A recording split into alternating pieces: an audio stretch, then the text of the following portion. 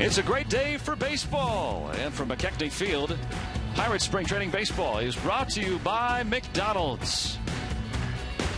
And they're filing in on this Sunday afternoon for a battle between the Pirates as they play host to the Philadelphia Phillies. Hi, and welcome into the booth. Joe Block along with John Wayner here this afternoon. And after yesterday's breezy affair with a lot of home runs, a big scoring game, today the Pirates starter Jeff Locke hopes that this one will be maybe a little bit lower scoring. Yeah, a little cleaner game. The ugly spring training game yesterday, Jeff Locke making his second start of the year and making some adjustments to his delivery. You'll see here Jeff Locke will keep his eye on the target a little bit longer. You won't see as much of his back on the right side. That's this spring. I think he'll be able to pick up his target sooner, hopefully be a little more consistent in the strike zone. And for Jeff Locke, he's been pretty good over the last 3 seasons, and maybe this will help him get even better. Yeah, you look at the numbers, a 500 record, the ERA just under 4. And, Jeff at times, he struggles, maybe a start or two after maybe 3 or 4 really good starts. And he's hoping, I think, with the tweaks in his delivery, that consistent, he'll be a little more consistent throughout the season. Well, Jeff Locke projected to be in the starting rotation this year for the Pirates, and several of the regulars in the starting lineup today as well. Gregory Polanco in the order in the number 3 spot. Starling Marte in the cleanup role today. It's the Pirates and the Phillies from Bradenton up next here on Root Sports.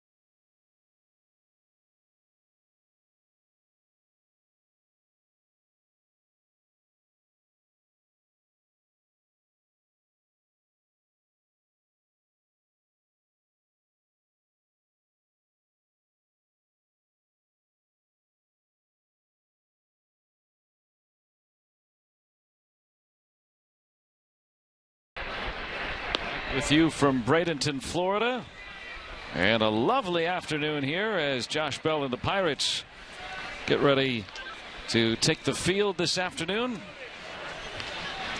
Bell in there today, a good-looking first base prospect for the Bucks. And here's the lineup that the Phillies will put together today. The former Angel Peter Borges in there, Cesar Hernandez taking over at second base last year. Tyler Goodell, Darren Ruff, and Cameron Rupp in the lineup. And then trying to see one of their better prospects today, Jorge Alfaro, the catcher who's the DH today. And Clint Hurdle today on the bench as the coaches are here in spring training. manager and coaches get to sit outside of the dugout. It gets a little full down there. Yeah, a little full, and they're in the sun most of the time. You know, where these games could be long in spring training, and you know, those guys, there used to be just one bench over there. Now they have about 3 because of all the staff in place. As you see, Jeff Locke, his numbers from a year ago, 8-11 record, the ERA at 4.5. And looking to improve upon that this year, as we talked about in the open, making a few changes as well. Peter Borges leads things off for Philadelphia. Talk about that sun.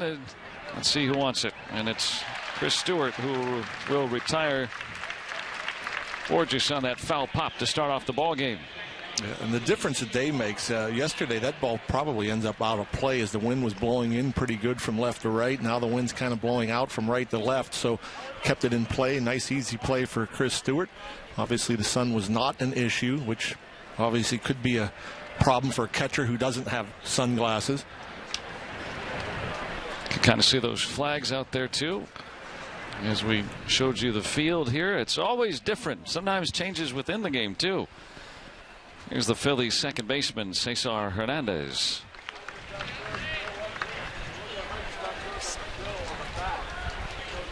Switch hitter working against the lefty.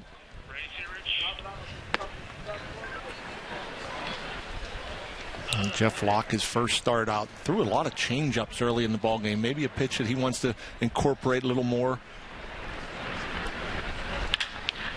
On the ground is short. And Sean Rodriguez in there today.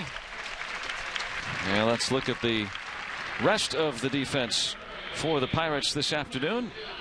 Starling Marte gets the nod in center field. Matt Joyce to his left. Gregory Polanco to his right. Figueroa in there at third. Alan Hansen gets a look at second. We saw Josh Bell over at first. Chris Stewart, the catcher today. Stewart getting that first out. Congratulations to Chris Stewart, by the way. You know, a guy, the veteran, has been around a long time and got himself a nice contract in the offseason. First time in his whole career that he knows what he's doing next year. Yeah, it's nice to have a guaranteed contract. A guy like Chris had been around so long, got to the big leagues a little bit later, and really never got established as a guy that a regular backup, a guy that's been in the big leagues for full time, like he has been with the Pirates. So well deserved 2-year deal for Chris. He and his family love Pittsburgh and the area, and they get to stay. As you know, that's not always the case. Sometimes you have to go from year to year in baseball. Strike to Tyler Goodell.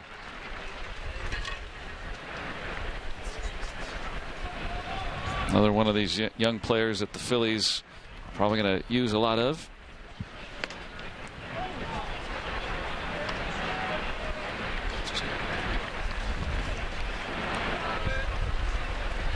Pete McCannon, the new manager, along with good Larry for him Boa. too. You talk about a guy that has had to bounce around. Pete McCannon, and a line drive on the ground for a base hit there.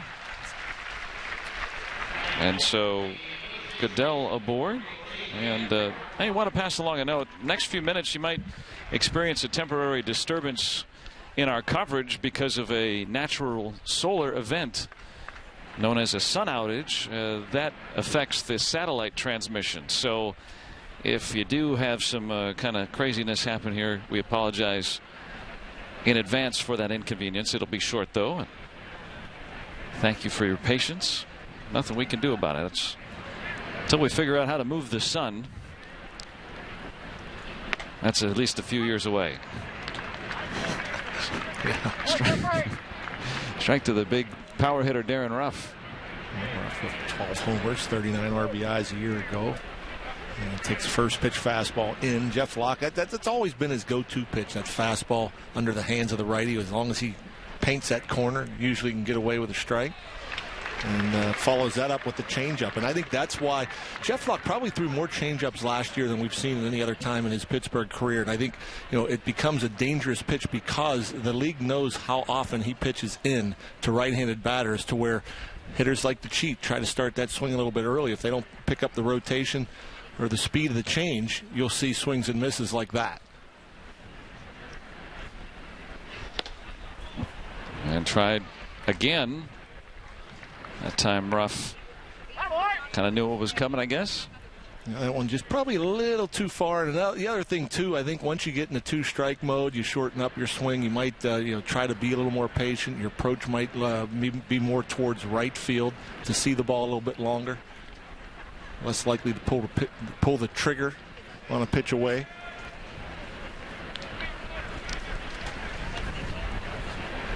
New coach for the Phillies, Mickey Morandini. Leechburg High School up north on Route 28. Mickey Morandini. Nice to see Mick back in the big leagues. Longtime Philly. New first base coach under Pete Mackanin. Big cog in that World Series team. 93. Former IU alum, Mickey. Former U.S. Olympian as well. Ruff lost it to Marte. And a pretty easy inning for Jeff Locke. A hit left stranded. Pirates coming to bat here. No score from Bradenton.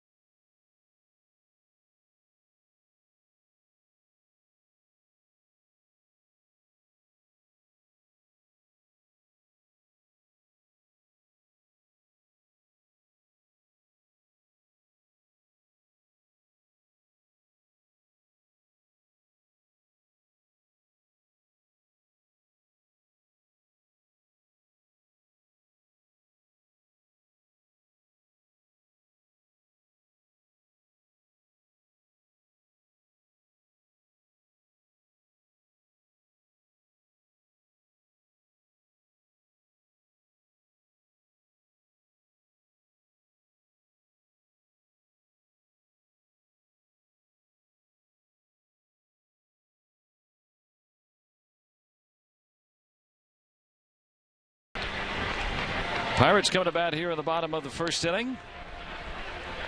Alan Hansen leads things off. And let's look at our RAV4 lineup today. Matt Joyce will follow him. Gregory Polanco, then Starling Marte in the cleanup spot. Trying to figure out who will have that role during the regular year. Josh Bell, first base prospect, and a couple of guys who may compete for spots in the off the bench. Rodriguez, Figueroa against Vincent Velasquez. Velasquez, an Astro a year ago. 19 games, 7 starts, 1-1, a 4.37 ERA. Came across in a pretty big trade from the Astros, along with Mark Appel, former first-round pick for reliever Ken Giles, a few other folks involved in that. And a whole different Phillies team this year. It should be interesting for Pete Mackanin and his staff. Alan Hansen, who has had some highlights so far in this first week of spring training. Yeah, the Phillies, it's going to be an interesting outfit because they got a lot of young guys now. They had kind of a lot of holdovers, and now they've finally kind of moved toward getting looks at younger players. Yeah. You think about how fast they've fallen. A perennial World Series contender year after year, and then had to rebuild it. And they're looking forward to looking at guys like Velasquez, who Interesting arm, throws hard, has a really good breaking ball too. But you know, can these guys put it together? And let's see. That's what the Phillies are going to look for. Nice diving try, but Hansen runs way too well, and he's going to start with another hit this spring. Already 5 for 9 for Alan Hansen. A perfectly placed ground ball. Got it just past Velasquez, and then a nice little stop there at second base by Hernandez. But Hansen, great speed. Batting leadoff here this afternoon, and would expect to see him taking off for second here shortly. Yeah, the best, probably the best part that we've seen. You know, 1 week of games, that's it. You know, 3 stolen bases already. Trying to run at will. Matt Joyce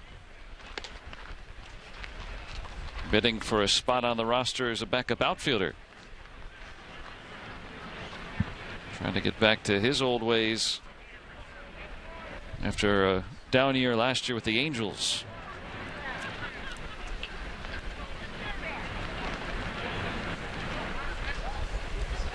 You would think Matt Joyce, if he can start swinging the bat the way he's been capable of before last year, there isn't a whole lot of major league experience in terms of outfield depth here with the Pirates. So if he swings the bat well this spring, good chance he makes it. That's one of those things where, you know, if you look at who the outfielders are in the minor leagues for the Pirates, well, they got some guys that you feel can be very exciting down the road, but you're not going to bring up a prospect, someone that you think is going to be a very high ceiling, and just sit him on the bench. But maybe a veteran player could fill that role. Absolutely. And now there's some guys on this team that could play outfield, but aren't outfielders per se, more utility guys. We've seen Josh Harrison out there and Sean Rodriguez, and you know, but you expect with McCutchen, Marte, and Polanco, those guys, hopefully they stay healthy, and you'll see, you know, 145, 150 games each. As Polanco batting third in the order today, and so there's not a lot of playing time available in the Pirates outfield. But you need the quality backup for days off, or maybe a nagging injury. You might need a couple of days in a row. And might be 2. Relayed by Jackson. And that erases the leadoff hit. And as you see there, also Matt Joyce, a left-handed bat, and so that's always a bonus when you have a fourth outfielder that can be available from the left side to pinch hit. And try to balance out that bench as best you can. Now another lefty swinger, Gregory Polanco. Well, we talk about, you know, you have these good young outfielders like Polanco. When he's come up, when he comes up, he better be playing every day, because you don't want to just put this guy on the bench. Yeah, of course. That's an example of that. And, you know, if there is, and again, hopefully not, knocking on wood, if there was to be an injury to one of the 3 starting outfielders, then you may dip into the minor leagues and bring up a hot-hitting prospect to, you know, get regular playing time in case of a DL stint. Polanco drives this one, but foul. Wow. A bullet. And he pulls the trigger a little too early.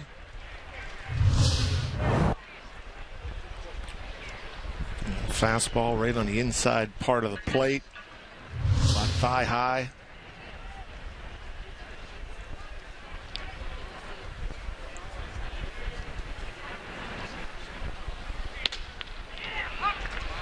Now Velasquez looks like, you know, he's got some.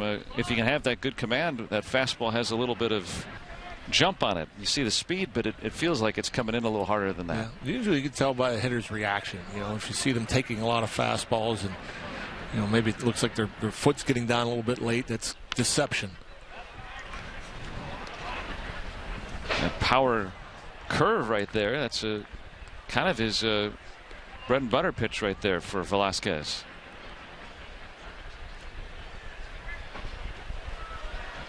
You can see why the Phillies were interested in him.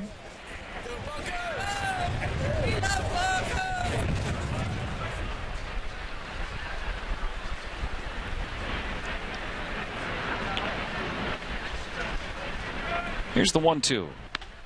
And he went upstairs at 95. That's tough. One hit, no one left for the Bucks. No score through an inning from Bradenton.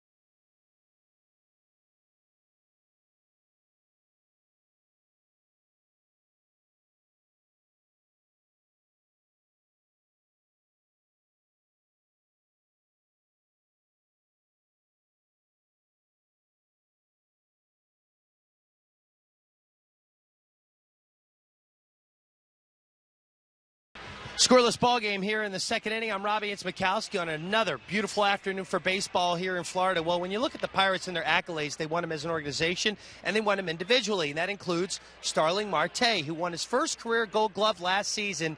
And his glove is a little bit different this season. Everything is normal except the patch. The patch itself is gold.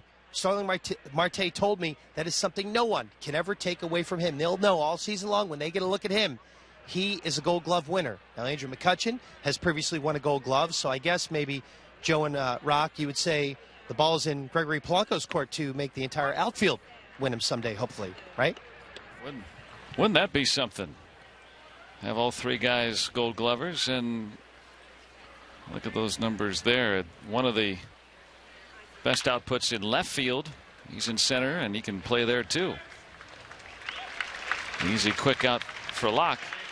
Yeah, you think about when you've got some guys that can do this, as we take a look at our barrel league leaders and outfield assists. That's really a good tell of the quality outfielder you are. Yeah, Marte would probably have more than 16 if more guys would run on him. I mean, this guy can absolutely throw, as can Gregory Polanco. And what's even more impressive is not only do they have great arms, they're very accurate with their throws.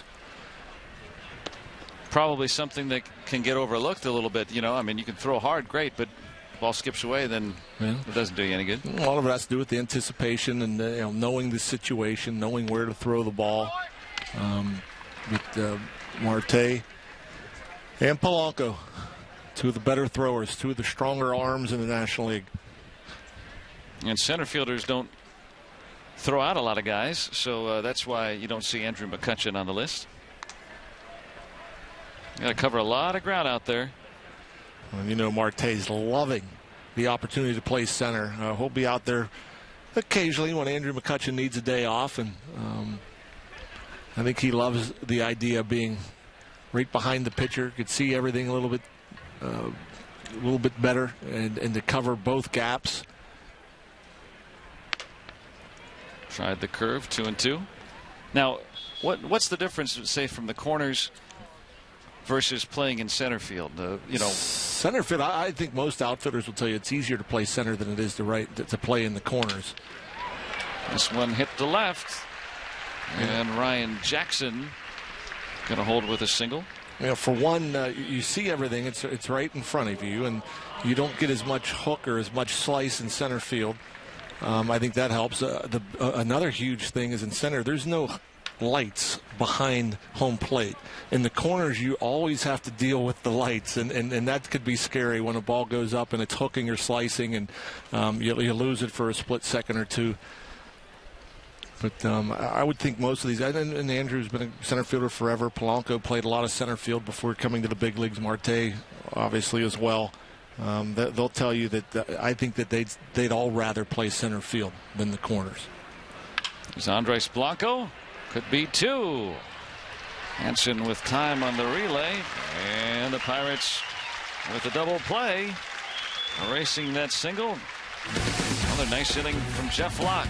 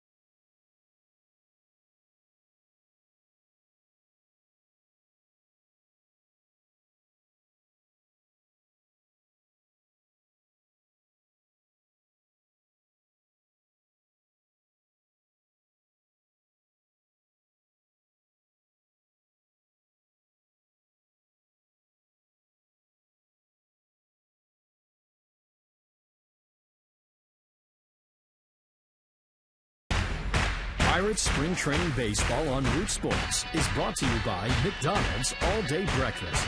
Breakfast has been liberated. By Bordas & Bordas, official legal partner of the Pittsburgh Pirates. Visit BordasLaw.com. And by Day Automotive. We're going to make your day. Let's go Bucks! Couple of the greats enjoying this one. Well, at least they got the uniforms on. You know what I mean. Yeah, those certainly two great players. I'm sure a lot of those jerseys have been sold. Now, who might be next on that list? This guy in time could be talked about in that same breath. Yep, got the Gold Glove. Expect to see All-Stars, perhaps an MVP award in his future. This guy has all the tools. It's just a matter of him putting together, a season, without the slumps that we've seen. Sometimes he gets a little over anxious at the plate and will chase, but certainly the defense is there. The bat, he has the power, he has the speed, he has the potential to hit for average. 287 isn't that bad. He's got another hit. As Marte, and this is my perspective, having watched him from the visiting booth in recent years. You guys have seen, and now I'll get to see the same thing, what he doesn't do, but from an outsider's perspective in the past, I've seen what he does do, and it's kind of interesting because he's already really, really good. He could get even better, and that's what's so entertaining. Especially now that he'll be batting in the middle of the lineup between, behind McCutchen. Who knows if he'll be hitting fourth, fifth. Maybe Jung Ho Gung comes back and hits fourth. But Marte's going to get more and more opportunities to drive in runs. And so, who knows? We may see a 25, 30 homer season and a 100-plus RBI type season. You mix in the 30 bags or so. To get that average up over 300. I mean, those are MVP numbers, and it's very, doable for Starling Marte. Kind of coming into his own too, the right age. And that one getting away. So Marte will be in scoring position. Yeah, I think he's matured more and more each year. Obviously, as he came up through the big leagues or to the big leagues, hit at the top of the lineup most of the time, so more relied on to get on base and the steal and create havoc.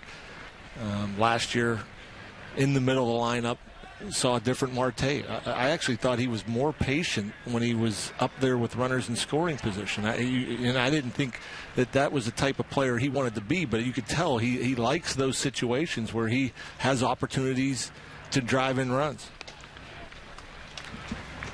And Marte at 27 years old, and Josh Bell, one of these guys, the pipeline keeps on coming.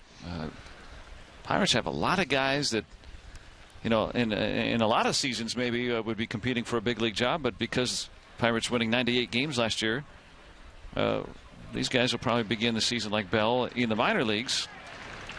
But you can see why they could be a big factor down the road. Yep, a lot of guys in this camp that will be big factors down the road. Certainly Josh Bell, one of those. Get a little more seasoning, a little more experience, not only at the plate, but at a new position at first base. And a patient walk, not getting anything good to hit. An imposing figure. He is as nice as he is big. Yeah. Josh Bell. Very friendly. And there's Omar Moreno coaching over at first base. One of the greats. And, you remember his base stealing ability. One of the, I looked it up, 41st all time in stolen bases for him. But I'm looking forward to the home Sunday uniforms this year. It makes me think of Omar Moreno. Yeah. Omar, one of the greats in center field as well. The base stealing, what was strange about Omar Moreno and his base stealing? He kind of stood straight up. You don't see that. I mean, he wasn't down with his feet wide. He kind of stood straight up and just took off from that position, which I thought was very unique. Kind of a base stealer that we don't see a lot of these days because the game has changed in terms of that. Pitchers are so quick to home plate now, but led the league twice, 70+ steals in 78 and 79, and then 1980 doesn't even lead the league in steals. He stole 96 bases. Teams don't steal 96 bases most of the time now. Not anymore. Yeah, he and I remember Frank Tavares, another great base stealer that was part of those 70s teams.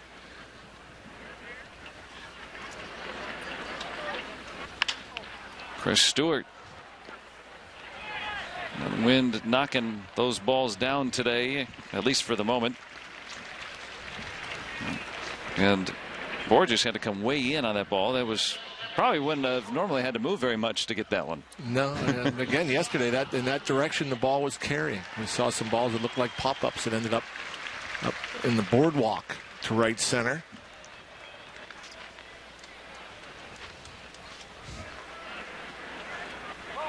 It's always a factor, the wind down here.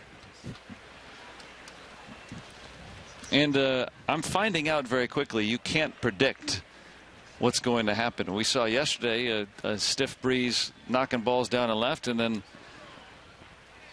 Matt Duffy of Houston hit a couple of home runs, threw it to left. So, who knows? Here's Sean Rodriguez. That's what's interesting about spring training.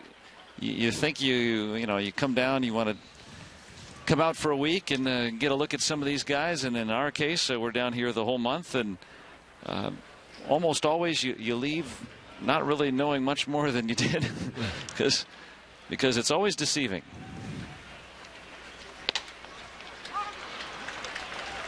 Nice cutting action on that one from Velasquez.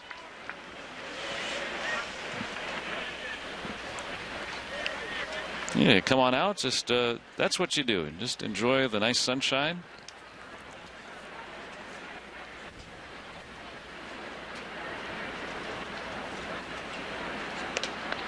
And he threw it by Rodriguez at 95 again. Aggressive with the fastball. Elevated it a little bit to Sean. The same thing on Polanco. When you're throwing 95 in that spot and guys are swinging and missing, it must have a little jump on it. Yeah, that wasn't as high as I thought it was. That actually was around belt high. But as you mentioned a little bit ago, he has some finish. That ball does have some deception.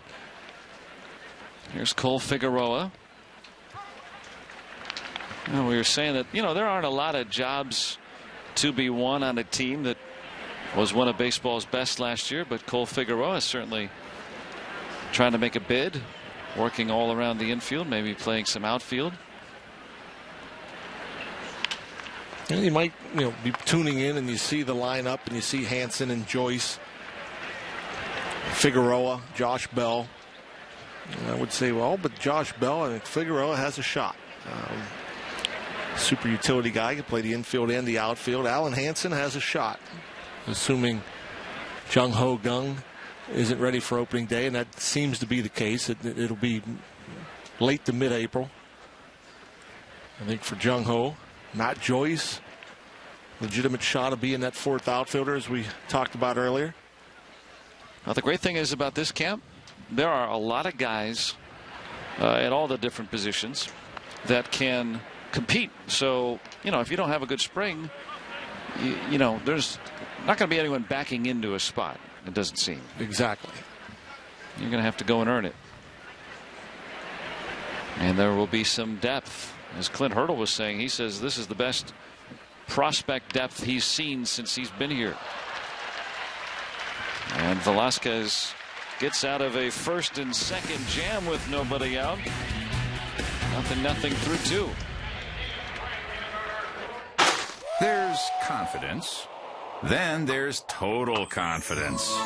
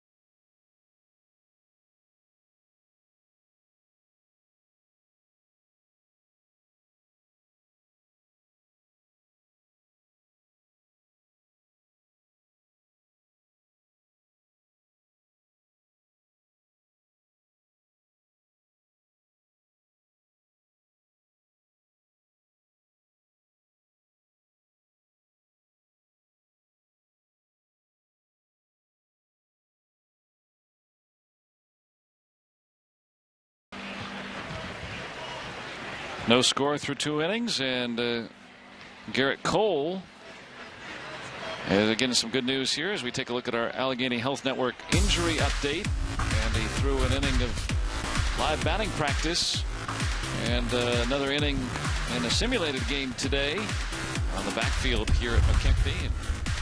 Still a little bit behind the other starters after having some inflammation in his right ribs, but he'll throw again on Wednesday, and then all goes well, we could see Garrett Cole in some exhibition action as early as this weekend. So, hey, better to have that in February, and really doesn't matter a hill of beans when it comes down to the regular season. Yep. Just all routine now, just about building up innings. Feeling good, Garrett Cole. Looking good. Looks like he lost some weight. Yeah, a little trimmer.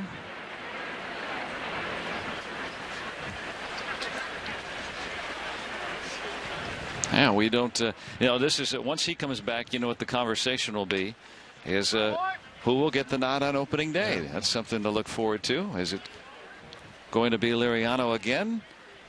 Does Garrett Cole get the nod? Hey, either way, you're in good shape. Yep.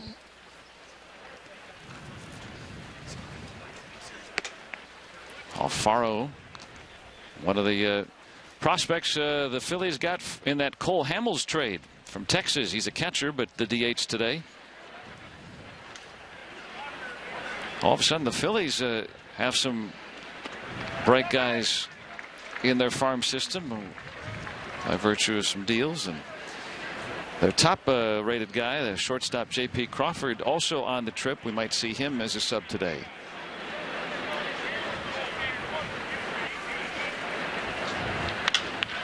You have to wonder, if you're a Pirates prospect, we were talking about it, you maybe have to wait a little bit longer to get that opportunity to play every day at the big leagues. And they have some friends that are here with Philly and kind of in the same situation in terms of talent, but getting an opportunity sooner because of the rebuild. And you wonder in some guys' minds, what would you rather be in, a winning organization? There's a nice easy hop there for Josh Bell. Takes it himself. Yeah, would you rather get the opportunity to play sooner? Maybe before you're ready? On a losing team, a rebuilding team, or do you rather just bide your time and get promoted to a major league team that's got a chance of winning a World Series? It's happens all the time. One organization or the other, certain guys get opportunities before others. I would think it would be almost unanimous that they'd rather be in the big leagues. Yeah. One way or the other. Well, certainly it pays well. That's one factor. But, you look at even in basketball, you want to stay in college basketball maybe another year, and then maybe you have a better NBA career or major league career here in this case because of that extra tutelage. And, the Pirates have that luxury of developing these guys, and when they come up, they're forcing their way up, like it used to be, really, with fewer teams in baseball. You got to knock the door down. Yeah, I always thought that the New York Yankees being in their farm system was worthless. You had no chance, no chance to get to the big leagues. When it was unless you were a future Hall of Famer, a Derek Jeter or a Posada or a Bernie Williams, or there's so many great players that ran through there. Some homegrown, but a lot of them big free agent signings. You were a prospect that a lot of times you got dealt, or you waited a lot longer than you wanted. It's changing a little bit now, but forever it's been that way. Yep. And Locke freezing Darnell Sweeney. First Pirates pitcher to work into the third inning this year as a starter. Hey, a new season of Pirates baseball at PNC Park begins April 3rd when the St. Louis Cardinals come to town. 1:05 p.m. for opening day. Series continues on Tuesday the 5th and Wednesday the 6th at 7:05. Visit Pirates.com to get your opening series tickets today. Peter Borges, who had played with the Cardinals, has a good assembly here today in Bradenton, looks on. We've seen some very nice crowds here. And they only get bigger as we continue on. As we get in the middle of late March, this place will be sold out more times than not. Borges on a power hitter. Joyce able to retire that. Hey, Ray Searage coming up next. Pirates pitching coach here. No Score from Bradenton.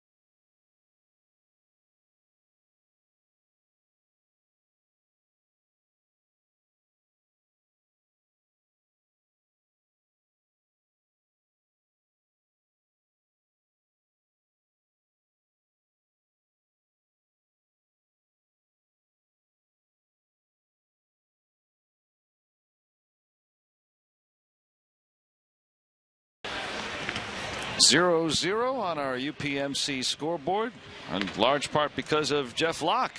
And we're joined now by Pirates pitching coach Ray Searage. And what an afternoon for Jeff Locke as he continues his progress toward the regular season. No doubt, it's really good. We're going to build on that, especially the last inning. He was able to mix in the curveball a lot better. And, just like anything else, we just got to make sure we keep our nose to the grindstone and keep on working on the process. Seems like he's taken to the adjustments. We've talked about the minor tweak. He's not turning his back to the plate as much, and it seems like he's taken to that pretty well. No, he feels real comfortable with it, but it also gives him what I call is a Kodak moment where he could look at the target and execute the pitch to the mitt, and it gives him a better perception of where he wants to throw the ball. With the spin at the top of the delivery, his head sometimes goes with it all the way. And now he's got to cover 90 feet to pick up the catcher. Even though the catcher's sitting still, it's like hitting a moving target. Michael Moore's pinch hitting for Locke. Now, is it anything like hitting, Ray, whereas, if you close that front shoulder and as you go to deliver, that front shoulder could fly open and the arm kind of drags behind? Is there any similarity there? Oh, big time. There's so many things that are related in this game, whether it's pitching, hitting, fielding. Yeah, and so what we try to do is we just have him make a turn and then try to stay sideways longer down the slope, and that'll keep everything in line. Because sometimes if you leave the rubber early, then you try to get front side energy going and to try to help you speed up on the pitch, and that causes a erratic release point and feel for your pitches. So right now he's in a good spot, and we're just going to keep on pounding the good stuff and definitely hunt the good stuff from every outing. Ray, all those times I've been watching you from the other side when I was with Milwaukee, I'm curious, how do you split all your time between so many pitchers, especially in spring training, and how much video are you watching? How much before they come to town? And you've got to be watching their bullpen sessions and when they pitch. I mean, what do you have any time to do anything else?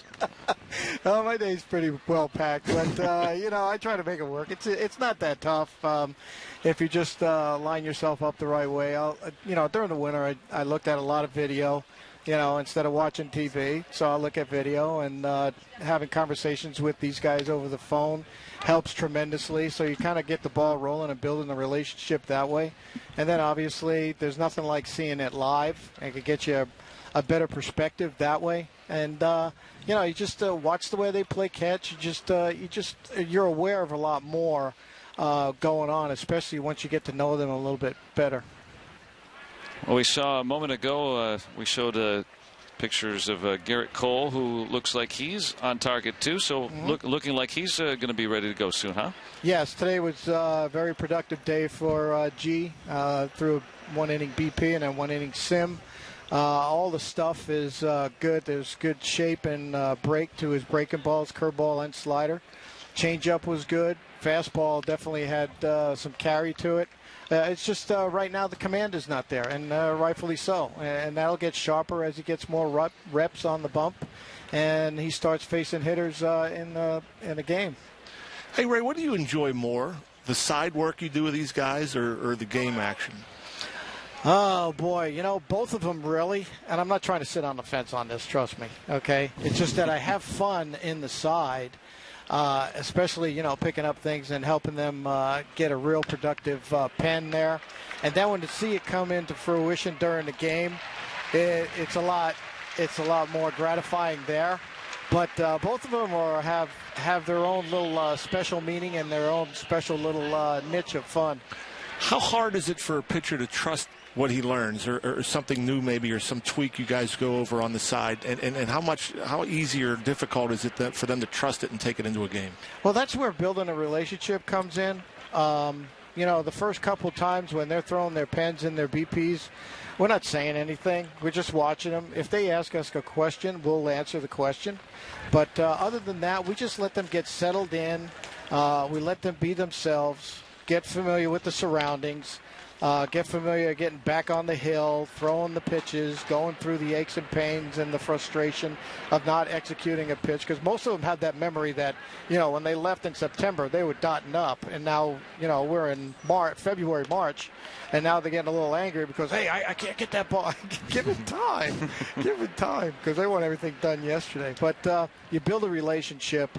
And then as the days go on and the conversations go on, you'll find out where or how big the opening to the door is, especially when they start asking you questions. And then you advise, you suggest.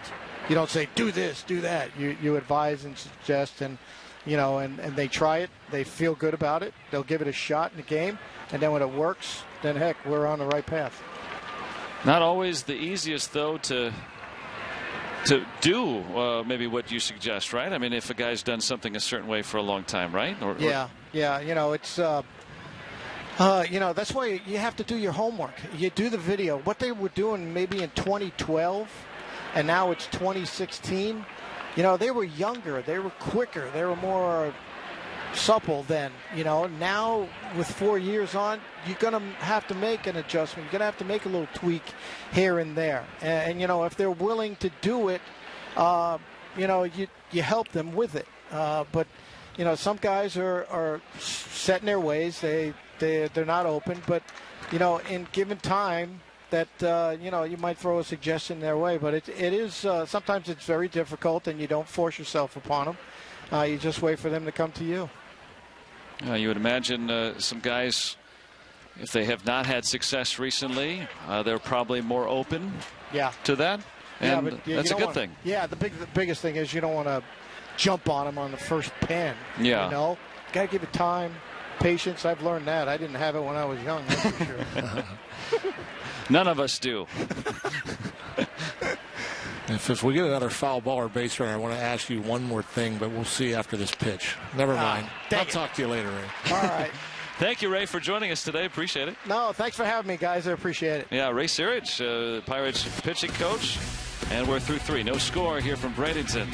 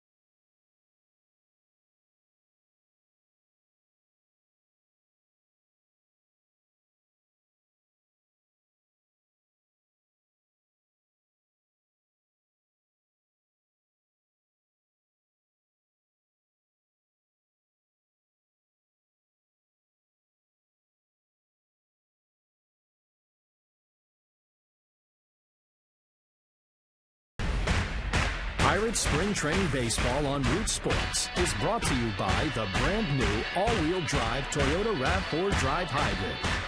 There's so much to discover with just one tank. And by UPMC, life-changing medicine. Let's go Bucks!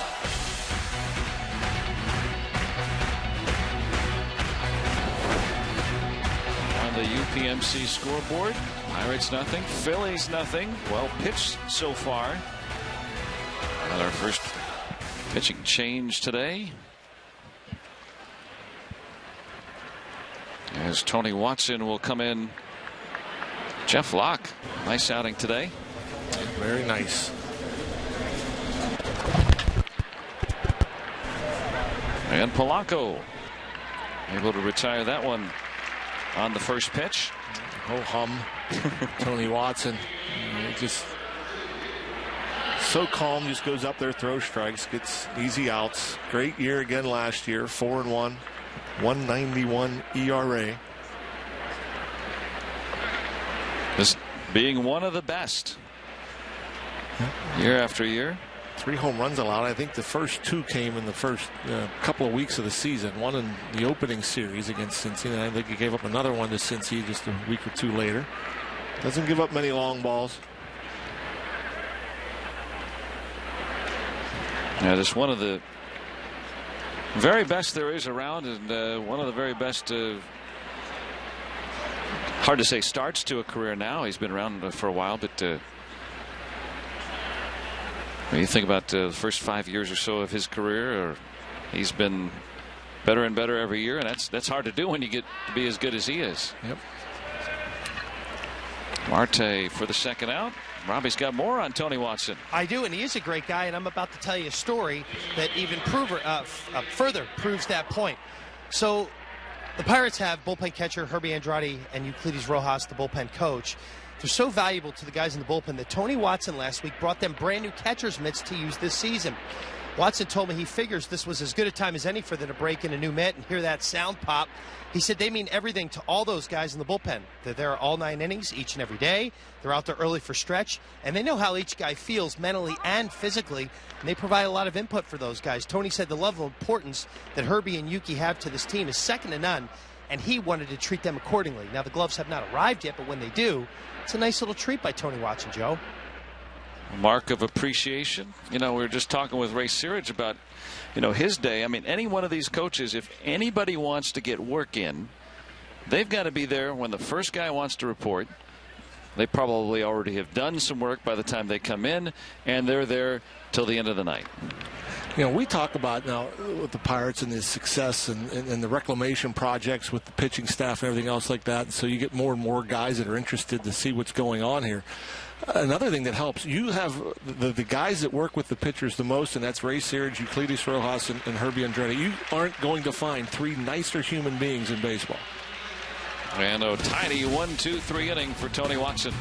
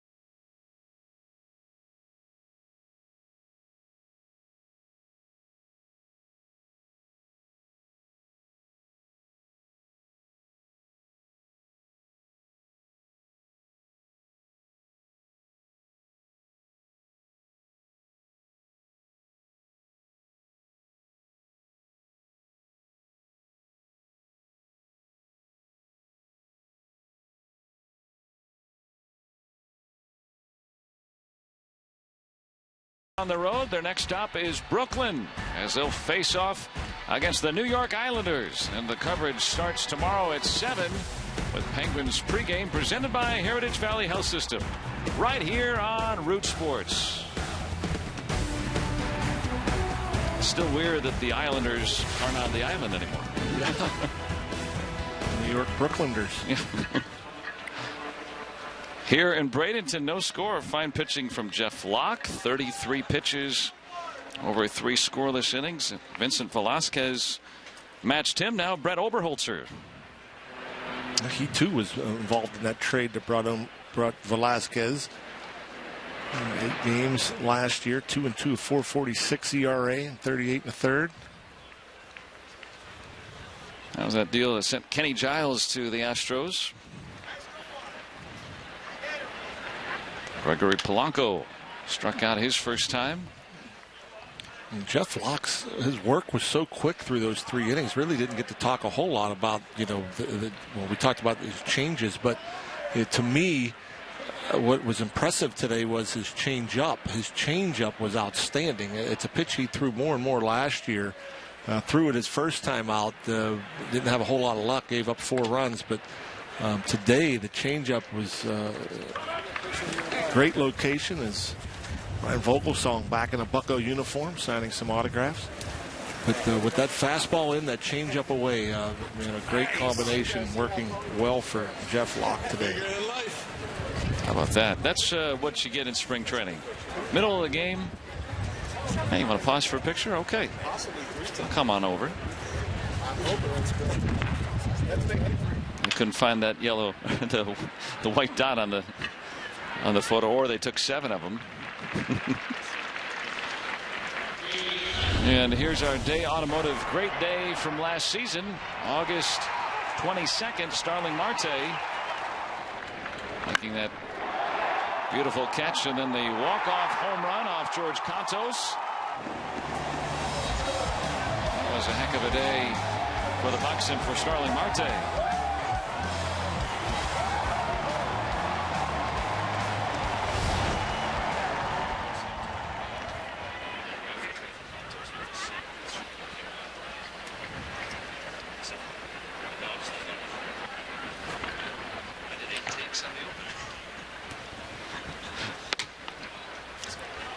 Marte, good eye there. 1-0 changeup, able to lay off it. Sure, we'll see plenty of great days for Marte this year. He's got one this afternoon. He's 2 for 2.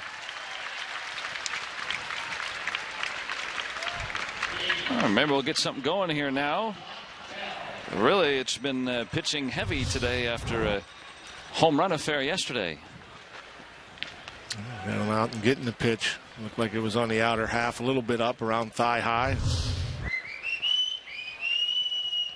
Off the end of the bat. Complaining about his fingertips hurting a little bit, I bet. Josh Bell is a right-handed hitter. We don't see a lot of that. Just not as many lefties, of course. And that'll be interesting as we go forward too, because Bell, as a switch hitter, last year, and again, one season sometimes doesn't always tell the story, but last year, much better numbers when he faced lefty pitchers. I should say righty pitchers as a left-handed batter. Marte with a stolen base there, and the theme continues this spring. The Pirates with a very aggressive running game. Yep, running wild. It didn't look like he went first move. He kind of read the move and saw that he was going to the plate. Still, despite a little bit of a late start, easily beating the throw. 30 swipes a year ago for Marte.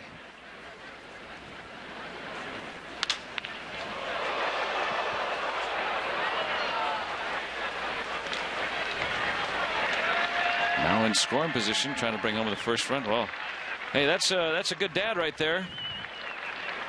He's got his hands tied up. Still was able to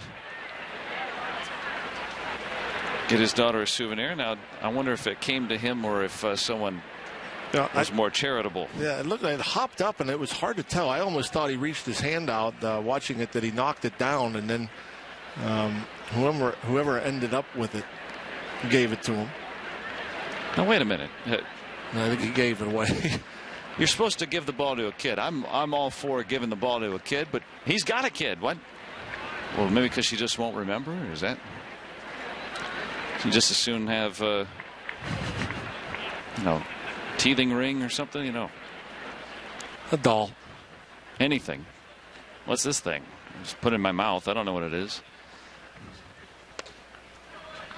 Even up now on Bell.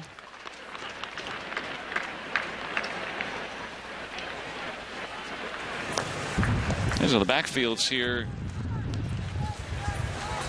These guys are going to be coming in the reinforcements. We've been seeing them in the 6th inning coming in.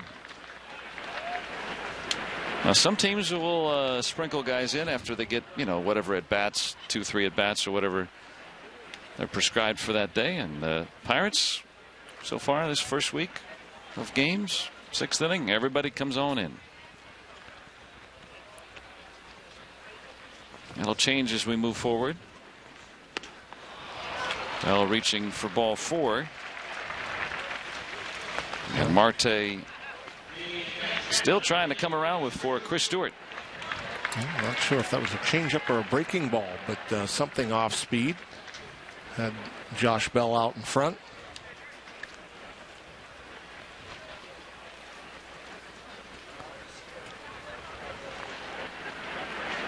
Marte with that 2-for-2 day.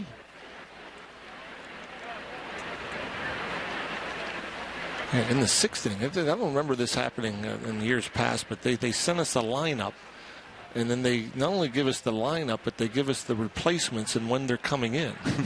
I got an email at like 6:50 this morning or something, very early, and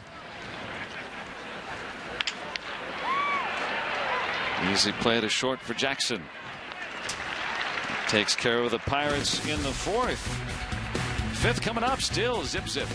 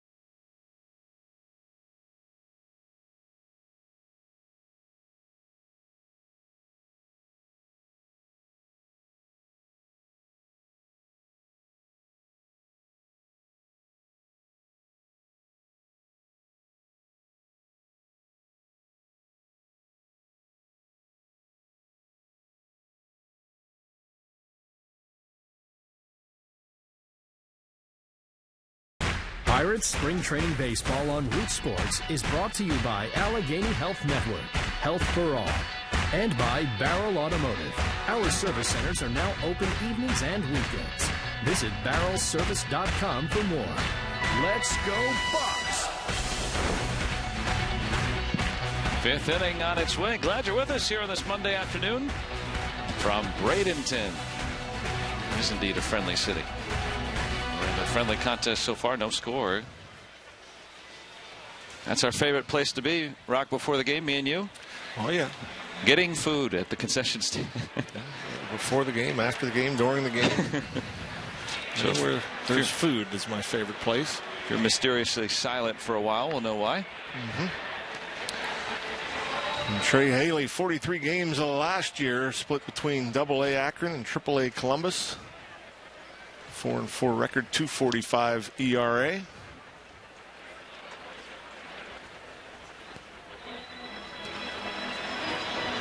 Haley, a very hard thrower.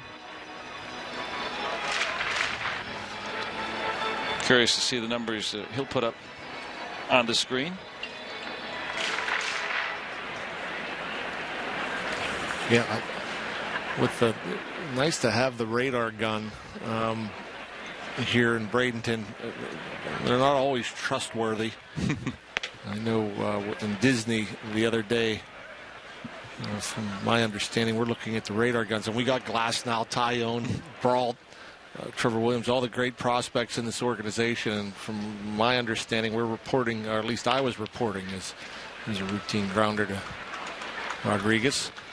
Yeah, I was reporting all these velocities, and after talking to Neil the next day, they weren't even close. So whatever I was telling the people was erroneous. Not close. Well, it's what was reported at the venue. You know, it says it's 95 on the gun here. You were being accurate. Well, but the thing is, when you hear so much about Tyler Glasnow and you're calling 91, 92 mile-an-hour fastballs, and they're like really 94, 95, 96, yeah, that the fans deceived.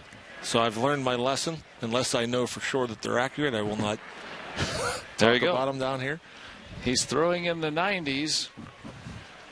It's probably not specific enough. Ryan Jackson.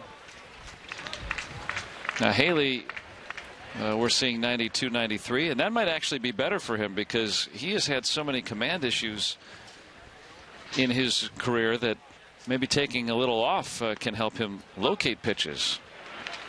And that's pretty good breaking ball there. Maybe didn't want to leave it on the inner half of the plate, but pretty good late break. He can throw in the upper 90s, but as we'll talk about ad nauseum, it doesn't matter how hard you throw, it's where you're putting it, and right there making quick work on a couple of curveballs.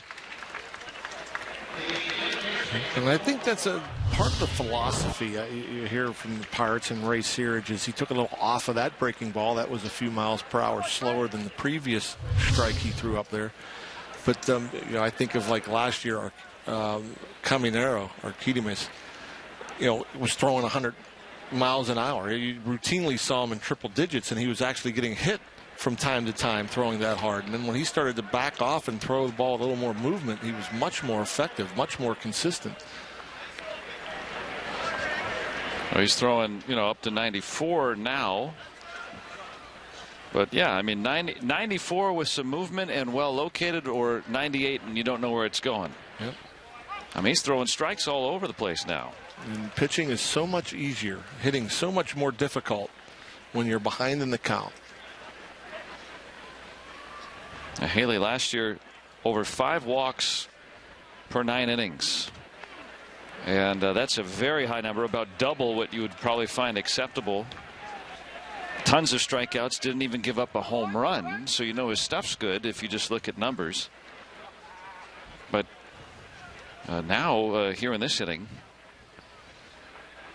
throwing strikes, challenging guys, locating pretty well. And like you said, Rock, you know, he's taking that curveball. I assume that's a curveball. It looks like one. The breaking ball, and he's adding and subtracting from that too. Yeah. And that one, he looked like I think he wanted to try to back foot it and try to throw it in the zone and have it break out. Missed away. Now the fastball will be a can of corn for Marte or not. Well, sometimes you knock that can off, it'll stub you in the toe, and that's what happened right there.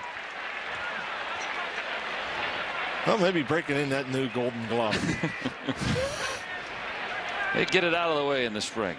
Now that wind does play a factor. I think that may have. They did not give him a double for that. Well, that's silly.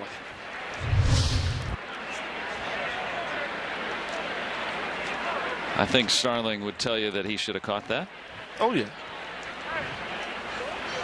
Everybody in the ballpark knows that he should have caught that. And then again, it could be the glove's not quite broken in. Who knows? Hey, Rawlings, what'd you do to my glove?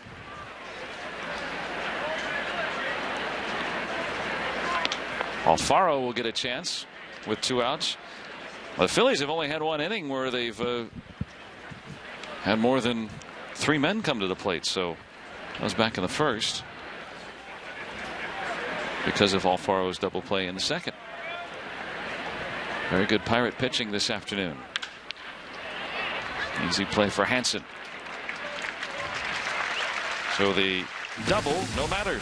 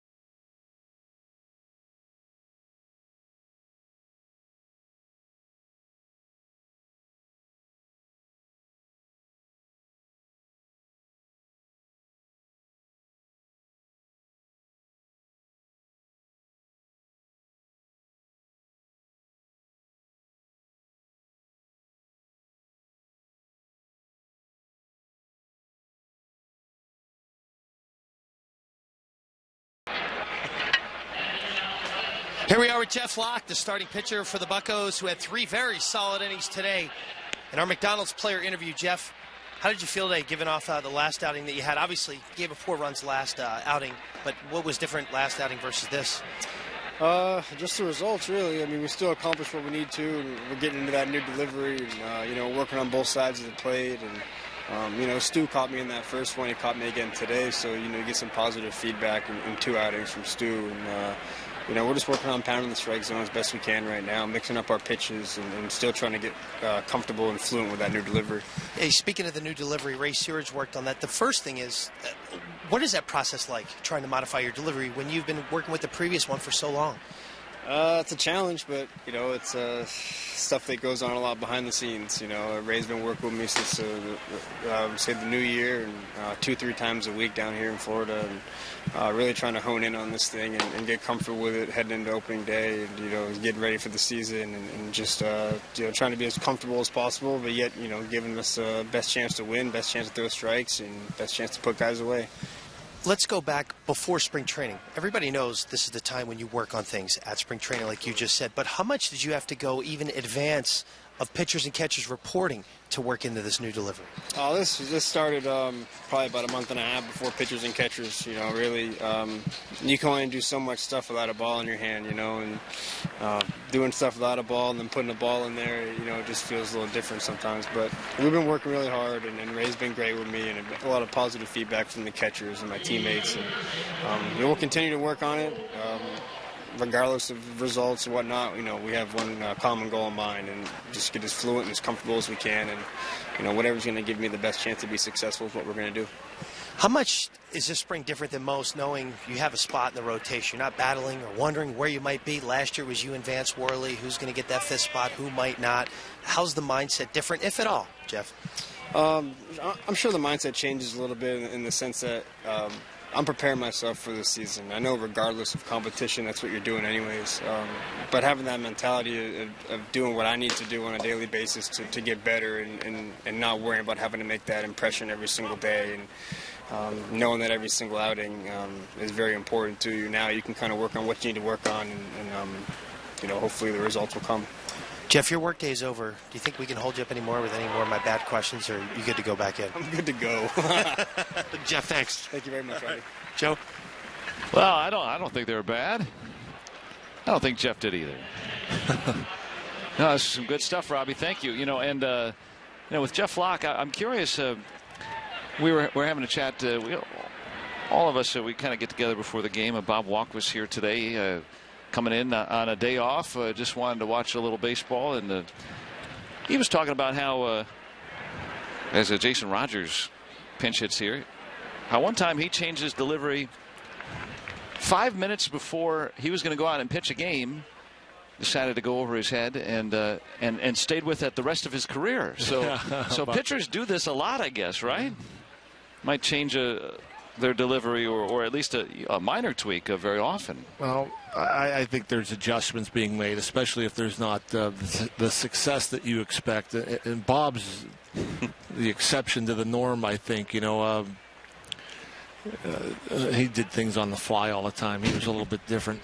Hitters change all the time, believe it or not. It might not look any different, but there's times hitters will change in the middle of an account, in the middle of a bat. You just get frustrated and you try something else. You're jumping, or your hands are getting back late, or there's something mechanically that you feel that just doesn't feel right, and so you try to make an adjustment on the fly.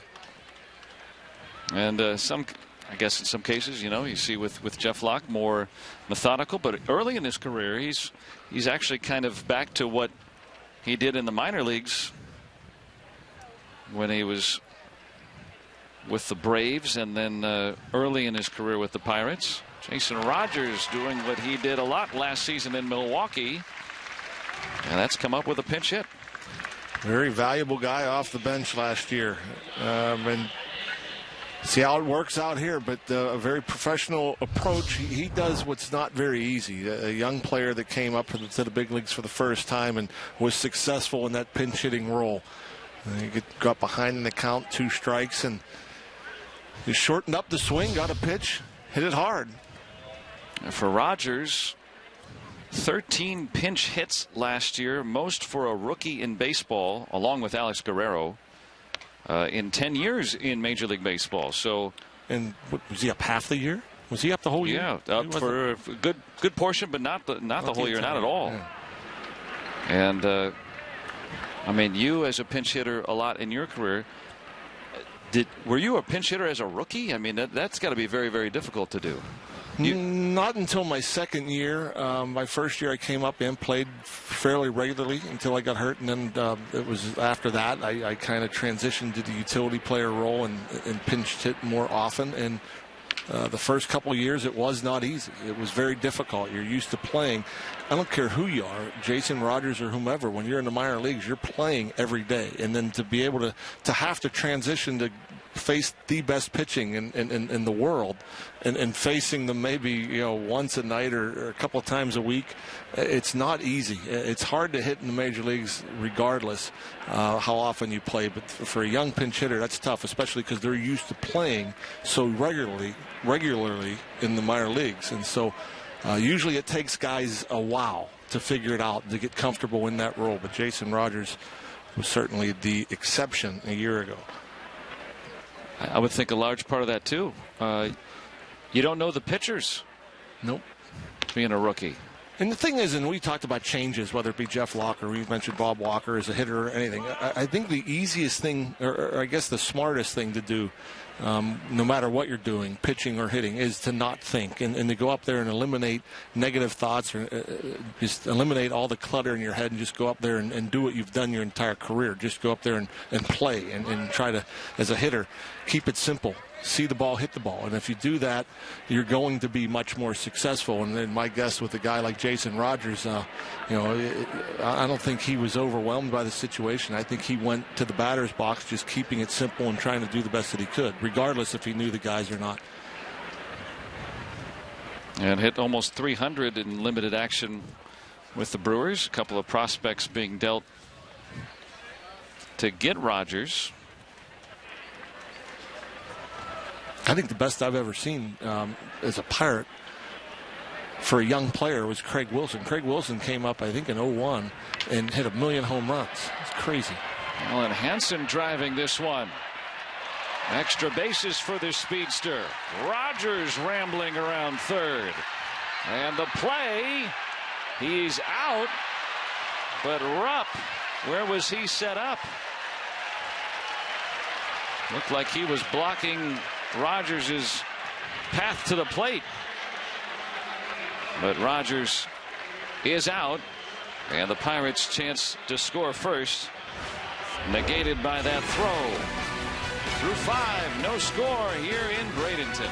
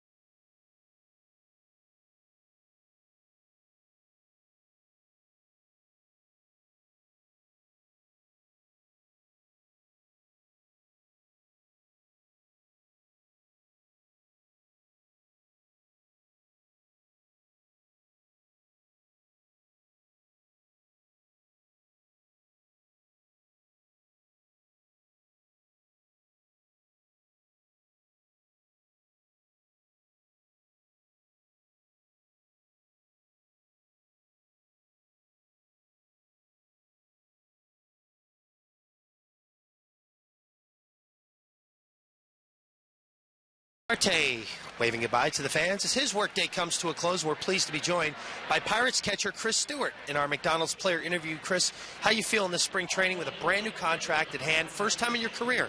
At age 34, you get a multi-year deal. What does that mean to you? It's huge. It's really special. The organization, feels confident in me for the next at least 2 years and hopefully 3 or more to come in here, do a job, take care of these pitchers, hopefully get a lot of wins and get a division crown. A lot of people throw out terms, backup, starter, but the term backup is used a lot to you, but it's used in such a respectful way. Neil Huntington said, hey, we're hard-pressed to find a more valuable guy in baseball that does what Chris Stewart does. Why have you embraced your role so much with this club? It's just what I've been given. I think I prepare as a starter. I think the mentality allows me to be ready for any situation. We had some games last year to where I was sitting on the bench early on the game, and Survey didn't want to hang around too long, and I had to go in there and fill in the role. And that's just what I got to be ready for each and every day. I prepare myself for 162 games, so I keep myself in shape in case that is what is called upon me, and I think that's what allows me to do what I do so well. It has to be a two-way street. The Pirates have to want you, excuse me, and you have to want to come back. When you look at the young core of this team, what kind of impact did they have on your decision to come back and re-sign willingly for 2 more years, maybe 3? Well, that was one of the most biggest influences, knowing that this team, this organization was going to be strong, not just this year, not just next year, but for the next decade or so. Made my decision easy. Coming in this clubhouse, playing with these guys each and every day, what we go out and do on the field each and every night, it's special. It's not something that you take for granted in this game.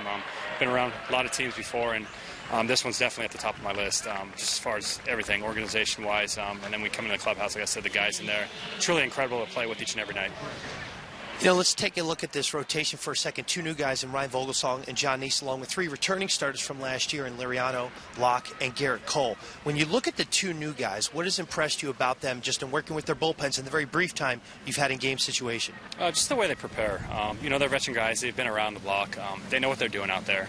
Had quite a lot of wins in their careers, so they know what they're doing. It's a matter of us, myself and Cervelli, getting on the same page as them, kind of learning what makes them tick, what makes them successful out there on the mound. I had Vogelsong, fortunately, in 2011, so I have a pretty good idea of what he does out there. And I faced Neese quite a few times, too, in my career, and he's got me out quite a few times, so I know what he's capable of out there. And it's just a matter of going out, having those guys throw strikes and get a lot of outs for us. One other observation, every time I walk by that bullpen early in the day, Reese McGuire might be catching it, and you're sitting in a folding chair right next to him. Number one, what has impressed you about Reese McGuire? He's a 21-year-old kid, just turned 21 a couple days ago. And number 2, how much do you appreciate maybe being in that role to mentor a guy like that, even when he's catching a bullpen? Yeah, the biggest thing I picked up on him is how aware he is of everything that's going on. He's not coming in here as, the number 1 prospect kid, the best catcher in baseball. He's coming in here, he's trying to get better each and every day. He's hungry to go out, try to learn some more. He's always asking questions, which is something I didn't do. I wish I would have done a little bit more when I was younger. Just trying to soak up as much knowledge as he can. And I'm here, I'm trying to give him as much knowledge as I can, because I know he's going to be a really special player one day, and I want to try to help him get along that as fast as possible. Last thing before we let you go, we could do this forever, Stu. Pitch framing. How much do you value that, and what has that process been like? In your career, it's gone from pretty much being an unknown to being a way that gets catchers huge money. What do you make of it all? I think it's a game changer. That was one of the things I was really prideful on early on in my career, and it wasn't really a stat that was aware. People would always say, this guy's a good receiver, but never really could quantify it at the time. And now you can quantify. There's, stats out there saying how good a catcher is at receiving. And it's just something that I believe changes the game. Turning a 1-0 count into an 0-1 count. Puts the hitter behind the 8 ball, gives the pitcher a lot more adrenaline out there, gives them a lot more confidence, and it just changes the game, like I said. And anytime we can go out and steal a strike, what I like to call it, and it's huge for our pitchers, and I'm going to keep trying to do it every time out there. Thank you very much, Chris. Thanks, Rob. Chris Stewart, Joe, 9-year veteran, great player, even better guy. And a big part of what Pirates have done and going forward, too. Yeah, it's he talked about the pitch framing, and we're getting more and more numbers these days. Analytics are such a big part of baseball now, and it's not just I like the way that guy presents the ball. Now you can kind of almost say with some confidence, this guy is better than this guy at doing this. Oh, no question about it. And we talked about bench players as a runner takes off at easily in at catcher. No chance to throw him out. Throw a little bit wide. Good job of backing up. Gifting Gopay it short.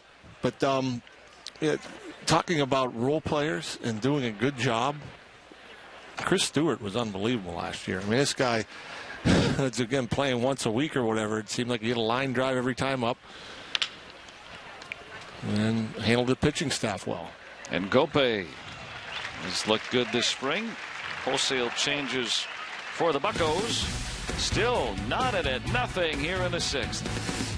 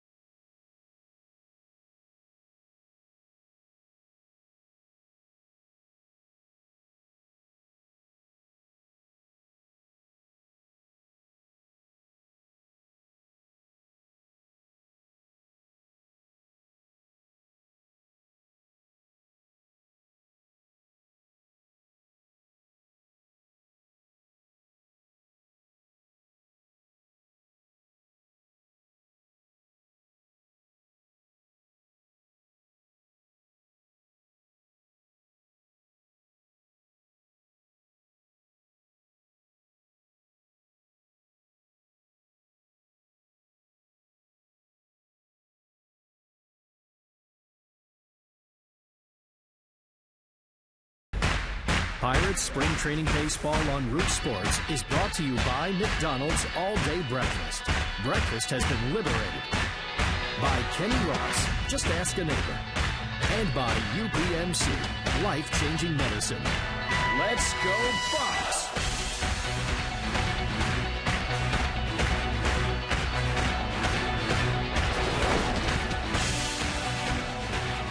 Not a lot of offense to witness so far.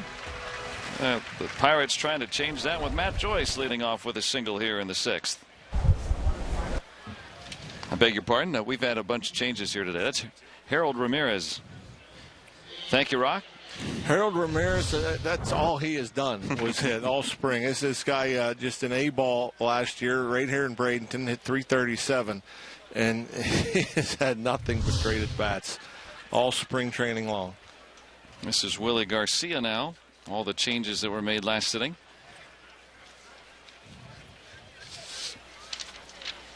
Yeah, Harold Ramirez with 6 hits in his last 8 at bats now this spring, after hitting .337 last year. This is something that we've been talking about, and Clint Hurdle has mentioned it. Neil Huntington has mentioned it to reporters in his chat with them today as well. But this is a really great second group that we keep seeing the Pirates bring in at the end of these games. They've either come back to win or in games where the Pirates were trailing, put together an offensive show. And that's because this is as deep of a group, as Clint Hurdle said, as he's ever seen, but probably the deepest in his time with the Pirates. There's prospects everywhere, whether they be pitchers, infielders, outfielders, or catchers.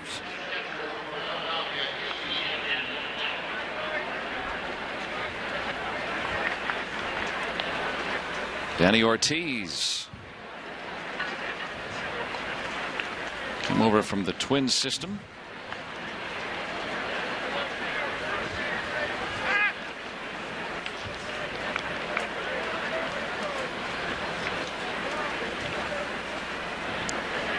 Well, maybe see if this group can get the Bucs on the board here. Well, it's been kind of a common theme late in ball games this spring when the changes have been made. These young players have scored a bunch of runs, driven in a lot of runs. It's been fun to watch.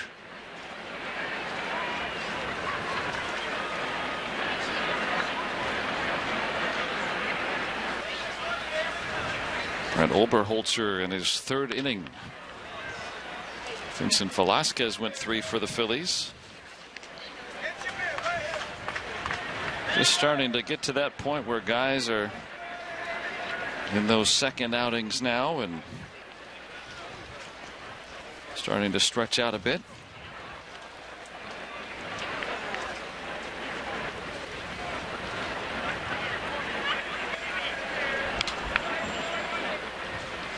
Phillies making a bunch of changes as well. And, you know, we talk about all the great prospects that the Pirates have. And when these teams come in, we hear a lot about these days there's a ranking for everything. Well, who are the top 10 third basemen in baseball? You know, they rank all the prospects, which, you know, it's a subjective list. But the Phillies have a shortstop in there today that a lot of people are saying is going to be one of the better guys, maybe even at some point this season. J.P. Crawford is here today.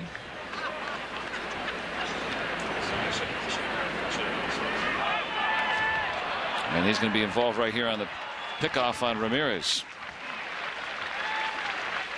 Well, there's J.P. That's a heck of a play there by the first baseman. Not exactly sure who's over there right now for them. It was Darren Ruff, but number 78 does a good job of coming off the bag and receiving that throw almost in the grass. So not only does he shorten the distance from his pitcher, but he gives himself a good throwing angle. The runner's out of the way because he moved in, makes a good throw. Makes it a lot easier for his shortstop, too, to receive it. You don't have to look around the base runner.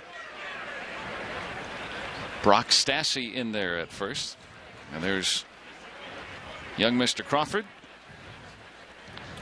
Now the Phillies had the shortstop plugged up for a long time. Jimmy Rollins now on with the White Sox on a minor league deal.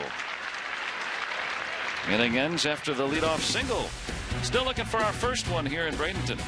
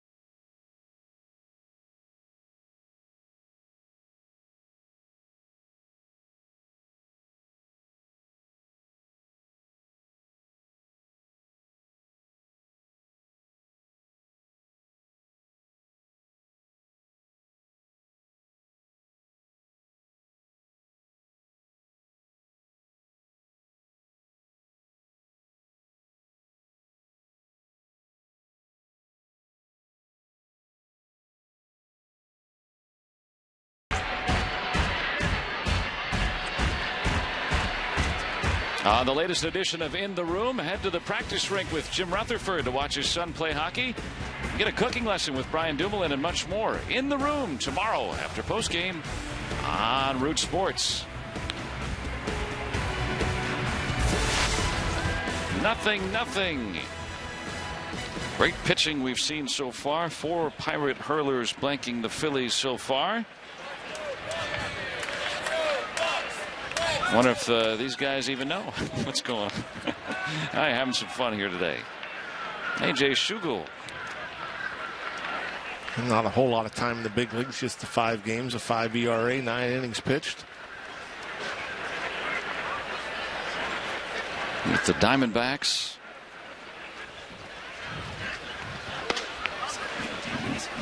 And all the different changes from last inning after Eric O'Flaherty pitched a scoreless frame. Second line is out there for the Bucks. It'll be interesting to see Eric O'Flaherty, and if he can bounce back, maybe be a member of this bullpen. I'm sure Clint Hurdle would love to have an additional lefty at his disposal.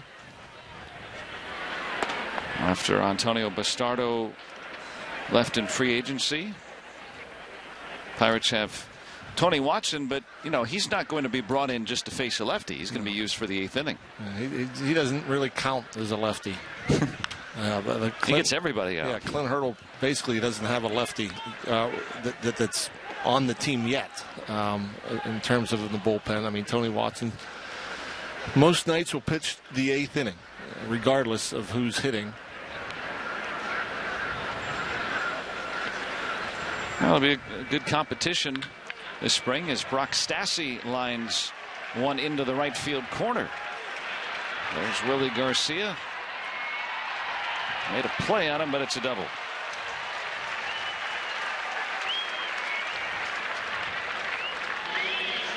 Good effort. Pretty good throwing arm from Willie Garcia. Got it turning through. Actually, a very good arm. In fact, it looked like he looked in the bullpen, said he threw a changeup. Didn't have a good grip on the ball. That ball right on line, but just a bit late.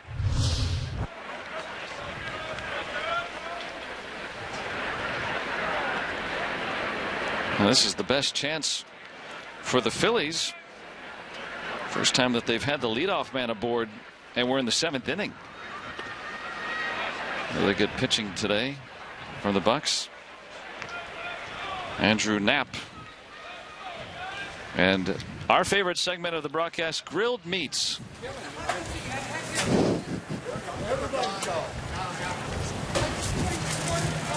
I think me coming over from Milwaukee, I think they wanted to show that. Yeah. Hey, they're just as good at PNC Park. I've tried them there too. This is about the time of the game in Milwaukee I go and get me a. There you go. Yeah. A brat. Yeah, you would.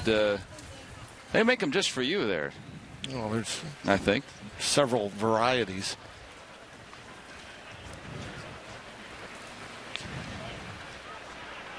You're always eating, aren't you?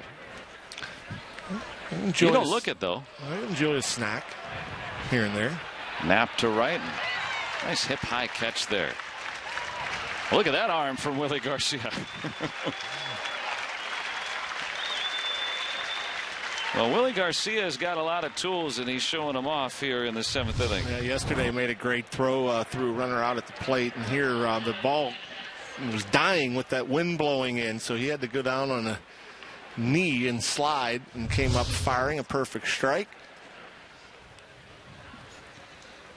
Well, the Pirates have a lot of gifted outfielders, and look at that, Willie Garcia just fitting right in out there.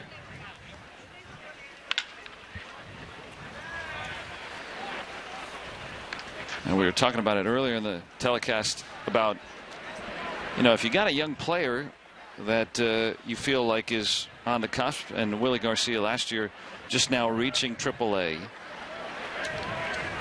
you still want him to play every day. You're not going to bring him up and have him play sparingly off the bench. So for the Pirates right now, outfield is solidified. So these young guys have some time to get some polish. Yep. Get to work and experience more minor league at bats and get ready in case you're needed.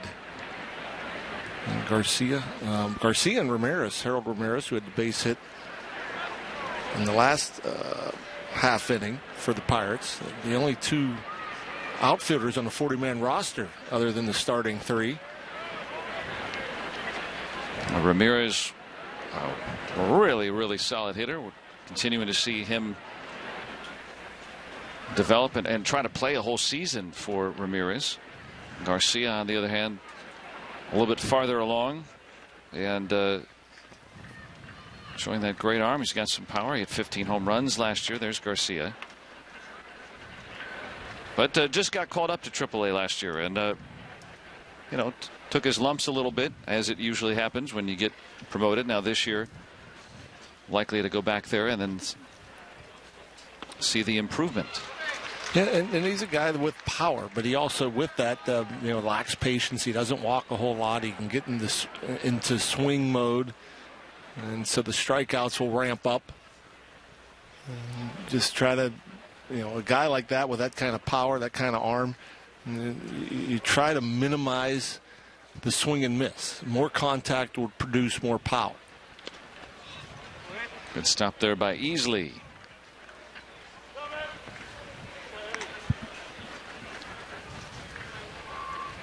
Ed Easley, who got his first taste of the big leagues last year with the Cardinals.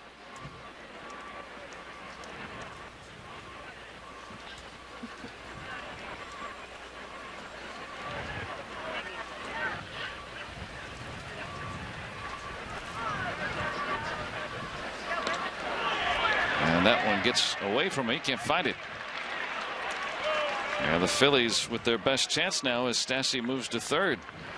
Yeah, I noticed that the last ball he picked, I think it was a fastball, and so he didn't get down on his knees to block it that easily. This one's a breaking ball, and I don't know if he anticipated that ball staying out of the dirt, but especially with a runner on second, one out, that's one that you don't want to get by you, so you're going to do everything you can to keep it from going to the backstop. Is now obviously a fly ball, a fairly deep fly ball, good chance it scores the runner, but tried to backhand it instead of getting in front of it. Infield in. And now Jackson's job, trying to loft that fly ball.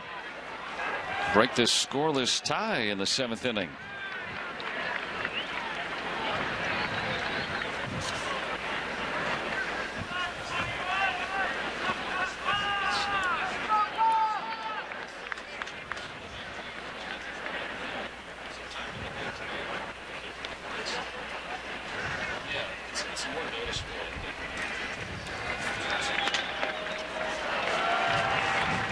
And a base on balls to Jackson.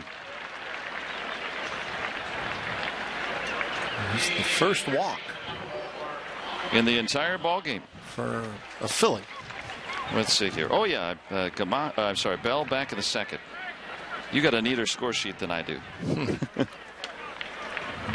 That's hard to do in spring training. This guy doesn't even have to keep score. He's got his yellow top on, as the Pirates will be wearing in Sunday home games. And that's going to give the Phillies the lead. Andres Blanco driving in Stassi, and we've got our first run.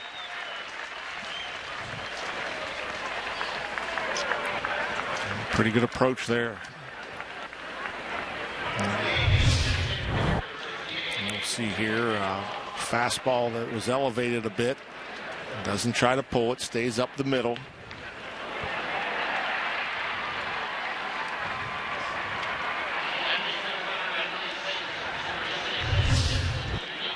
Stassi scoring. You saw Stassi was getting a talking to from Phillies coach Larry Boa. I'm guessing that had something to do with the fly ball to right. He didn't tag up on it with nobody out.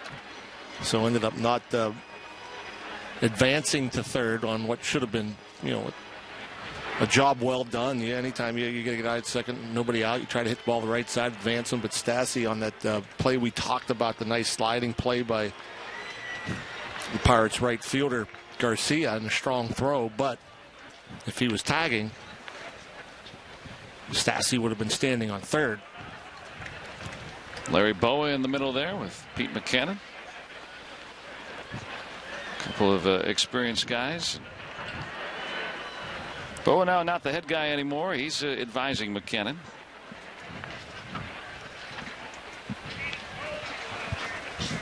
Bench coach after being a Phillies manager earlier. Alfaro on to short, and then Gope starts the double play. Couple of turned by the Bucks today. Phillies, though, getting on top 1-0 as Will Stretch.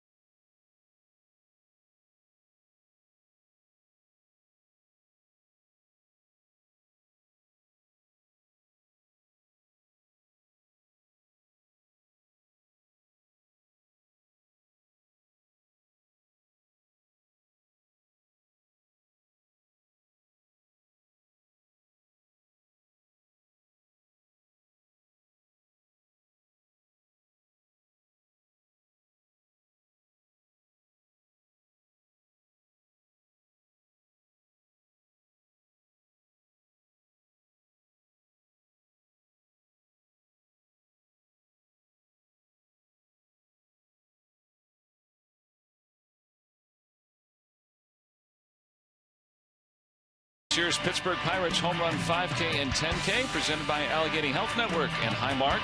Set for Saturday, April 16th. And if you sign up, you'll receive a Tech t-shirt, a ticket voucher good for a Pirates game. And families can join in the fun with the Chick-fil-A 1 Mile Family Fun Run.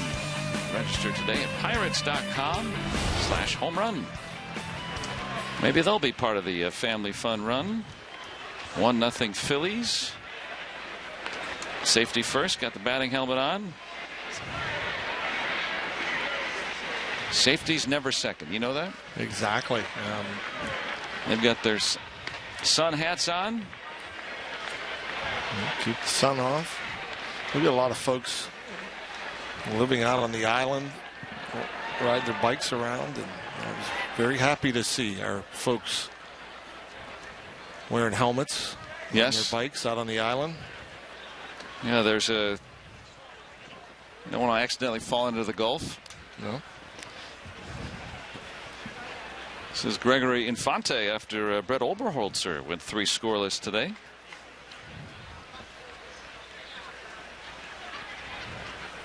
He would stand to get a Grapefruit League win. But seeing how the Pirates have been coming back. Dan Gamache to lead it off.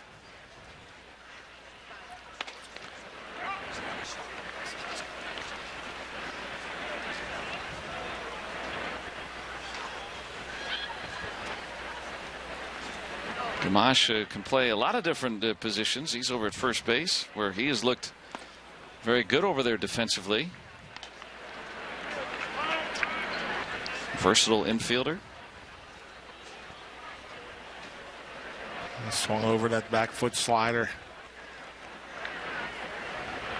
Hit .312 between AA and AAA last year.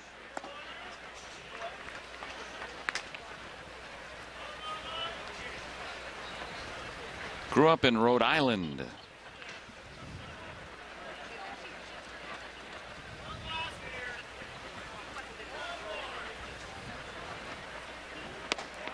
And he'll be out. I want to recognize a couple of our Root Sports sponsors that are here today. Came up to the booth earlier today. Mike Huff, William Mertel here today from Encompass Media and #1 Cochrane, and Tim Donovan from Allegheny Health Network. Gary and Rosemary Flannery are here today. I think they're still here from Washington Auto Mall. And Kevin Gmeiter Jason Lewis, John Markle with them here today. Always glad to have folks in from up north down here. Thanks for bringing us Pirates baseball here on Root Sports.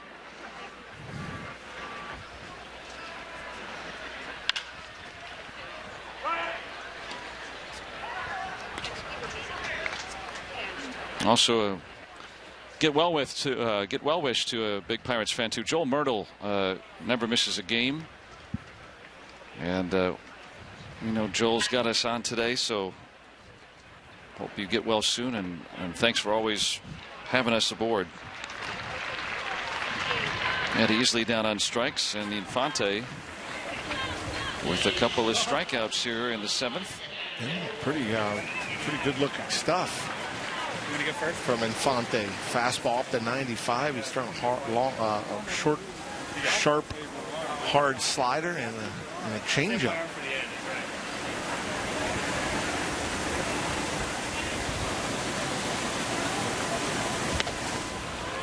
Gift and Gope. 55. Make sure you warm your arm up first. I hope he did. Well, that's there. good. Right down the middle. I don't know if I could throw that hard now. Certainly 51. No, I couldn't. Maybe 51 kilometers an hour. You ever get a gun on you throwing? Infielders usually throw pretty hard. Could you get it in the 80s, 90s? Kennywood Park, man. I used to always go out there. What did you hit? Thing I always 61, 62. Oh yeah. You never won the stuffed bunny for yourself, or? Back in the day, what it was helmets, different major league helmets. So obviously, you'd go in there and if you guessed the third throw, then you'd get a Pirate. I'd always choose the Pirate helmet, but that was one of the first places I used to go when I got to Kennywood. I wanted to wear a helmet.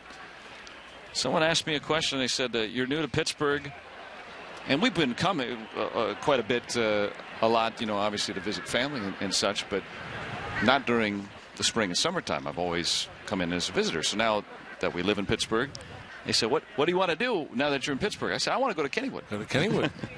Haven't been there yet, so I'm going to throw my arm out and then try to bring you a helmet. I hope they still have it. I mean, they did when I was a kid. I'm sure they still have that. That's, yeah. Hope so. Of course, don't mind imbibing once in a while with a local beverage. Mm-hmm. As that gentleman has done too. I've actually sampled that for years, so that's nothing new for me.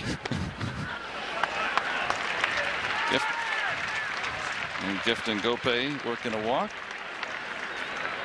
And this is more your speed right there. Yeah. Get it down here forward. Nice relaxing time.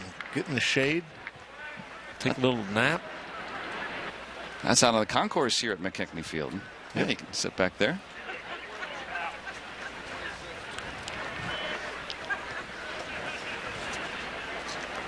Max Moroff trying to get something going with shutout today. Great pitching on both sides.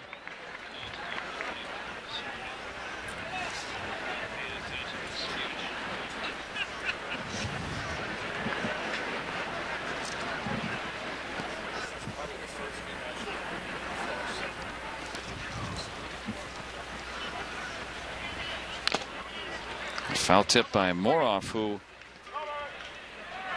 we have seen a good bit here in spring training.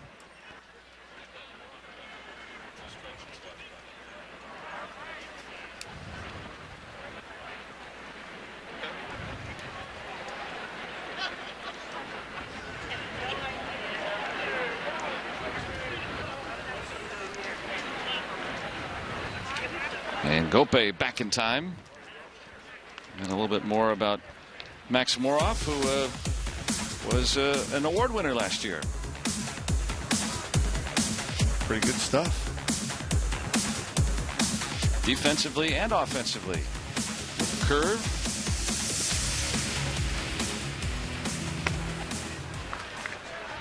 And that's something we're seeing too here in spring training. Guys like Moroff who play a position and learn another position down in the minor leagues. He's playing more third base here in spring training, but coming up as a shortstop, playing second base now more regularly, trying to show his versatility.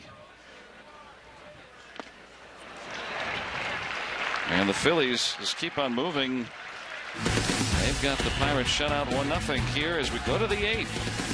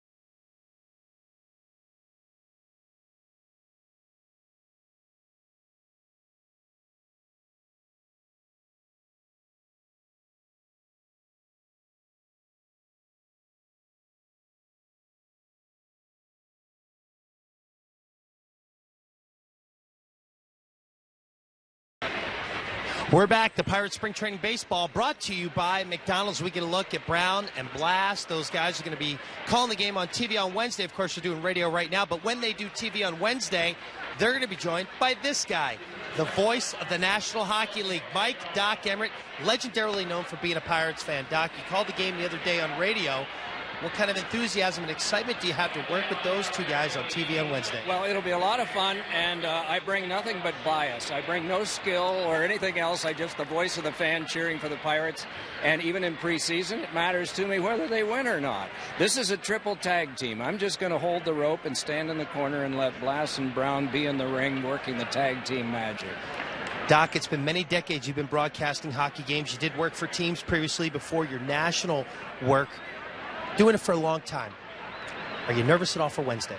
It's unusual. You know, hockey has been my love for 43 years, and you always have that first and only love, but it's like being asked to dance with your granddaughter. You just hope you don't step on her feet. That's what it'll be like. I'm anticipating it with great fun because I've been around both guys, and they're hilarious, and I hope they'll have a sense of humor, and the fans will too. Well, you're working with Steve Blass. One thing we do know, there's going to be a lot of funny stories told in the booth. Is that right? That's it. And I'm going to bring a couple myself. There you go. So, Joe, how about that? Look forward to it right here on Root Sports on Wednesday. Doc Emrick calling the game on television with us. We can't wait to do it. And I had never met Doc prior to the other day, and it's nice to have him around Bradenton and a resident. And can you believe, I mean, he's working right now. The NHL is ongoing, and he'll come in. Anytime he's got a day off, he'll come in here. He'll be here at the ballpark. Yeah, he's a season ticket holder. Pretty good stuff. Lives out towards the island, and yeah, I was impressed the other day when he came down to do the radio game. He worked, I guess, in Chicago. It was Chicago or Detroit. Detroit, yeah, or Detroit. Detroit? If you in hockey, the way that it's pronounced in hockey, right? Oh, yeah. But I know he got up bright and early and flew down and was here for game time. Just to work a spring training game, and he'll do that. He'll be here every day, and he's right. He is biased, and why not? Put him on. Yep. He did a nice job on the radio. Yeah, very good. He's one of the best ever. I mean, he says he's bringing no skill. I think that's ridiculous. He has nothing but skill. It doesn't matter. He could call a three-legged race with great skill, and I'm sure it would be entertaining. It's a much different animal as he was saying, the challenges about calling baseball. I would think it would be more challenging to call a hockey game. I've never called one in my life, where it's constant motion. And how are you able to interpret everything that's going on at all times? And, you know, here he is just sitting down, you know, keeping score. And you got time to kind of wait for the next thing. J.P. Crawford retired for the second out.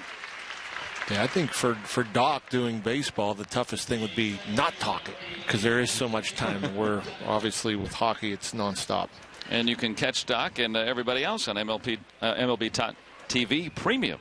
You get everything you've come to expect and more. Low price for 2016. And you can watch every out-of-market game for all 30 teams live in true high def. Over 400 supported devices. Blackout and other restrictions apply. Visit MLB.tv for details. Yeah, a little bit new this year.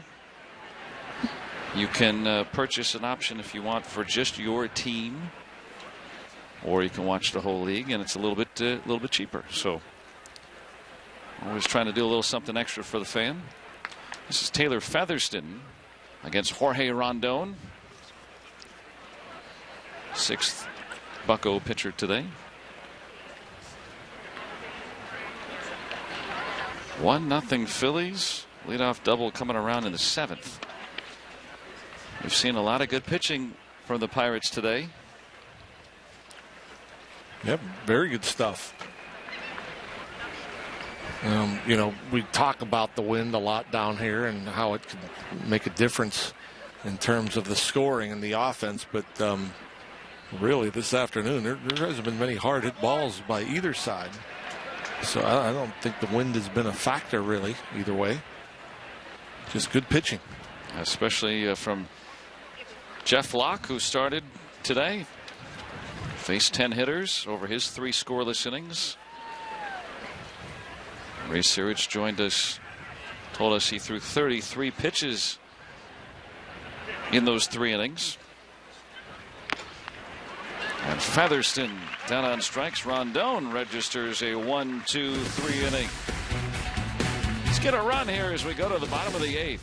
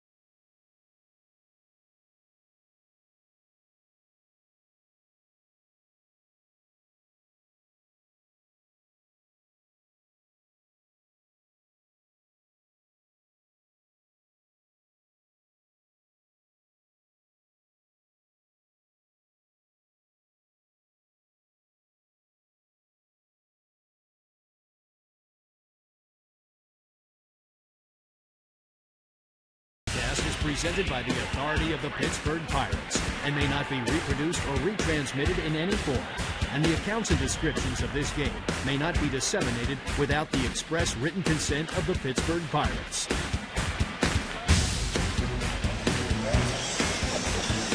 Some of our friends that came up to the booth before the game, our sponsors coming down and enjoying Bradenton. It's Pirates spring training baseball. Gary and Rosemary Flannery, Jason Lewis, John Markle here at McKechnie Field. And they're seeing a good one here today. 1-0 Philadelphia. Let's see a couple of runs here in the 8th. Adam Frazier getting his first chance against Colton Murray on for the Phils.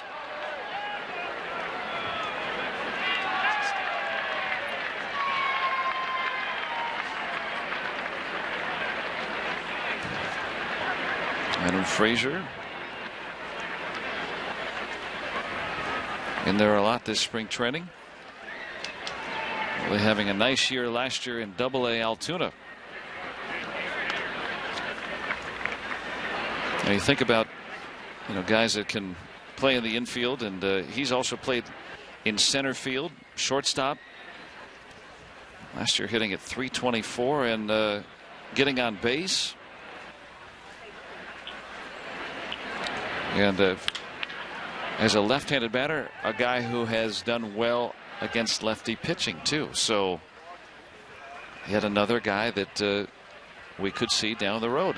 We're just, I'm amazed. It's not just these guys you're seeing at the end of the game. These aren't fillers. These are the Bucks of the future. Yeah, these guys are big-time prospects that are just working their way up and showing the staff what they're capable of doing. And I think that's what I've been most impressed with this spring, early on, is, I think they get an opportunity to get a lot of at-bats. And so Clint Hurdle, his staff, Neil Huntington, his staff, they get to see a lot of these guys, not just the big prospects like Josh Bell, but some of the guys that may be a little further away. Rock Stassi with a nice play at first. Boy, he's looked good over there. Just kind of effortless. I mentioned it earlier on a pickoff play. Pretty good footwork, and made a couple of plays. One to his right, that one to his left, and just smooth and makes it look easy. That'll impress the skipper. But I think it's difficult for a young player. I mean, you're in camp for perhaps the first time, and you're getting at bats and fairly regular at bats early on in camp, and these guys have just looked like they've done it before, like they've been here, unfazed. Jake Gobert in to pinch hit for Rondon. Gobert, one of the few guys that we're seeing at the end of games who did not come up through the Pirates system and who does have some big league experience. But you look at the depth of this system, and the Pirates won 98 ball games last year, and all the different ratings that you see out there from the different publications all have the Pirates as one of the best farm systems in baseball. How do you win a lot and yet still have the guys down on the farm that are so good? The way they've, I think another thing too is when they go out there, whether it be through the draft or international scouting, they obviously have a plan in place, and their plan isn't just for this year. It's for 3 years down the road, 4 years down the road, 5 years down the road. They gave, for instance, Harold Ramirez a pretty nice signing bonus 5 or so years ago, and it wasn't for, they projected him out for, 6-7 years down the road, and so, they have a constant plan in place, and they talked about it. Frank Coonley, when he came aboard, Neil Huntington, they talked about, not having just a one good year and then retool. They talked about having a sustainable championship caliber club. And they know they're going to lose guys to free agency. And so they need people to replace them. And that's where we see the Tyones and the Glasnows and the guys that are getting closer and closer to being mainstays in the rotation or in the starting lineup. And Harold Ramirez, 6 out of 10 so far this spring. You look at the Phillies. There's other teams that in the National League this year you would think probably are not going to contend only because they've traded away so many players, established big league players in the last year or two. 4 prospects. Pirates don't have to go through that. Featherston with a nice play. And Pirates down in order in the 8th. 9th coming up. 1-0 Philadelphia.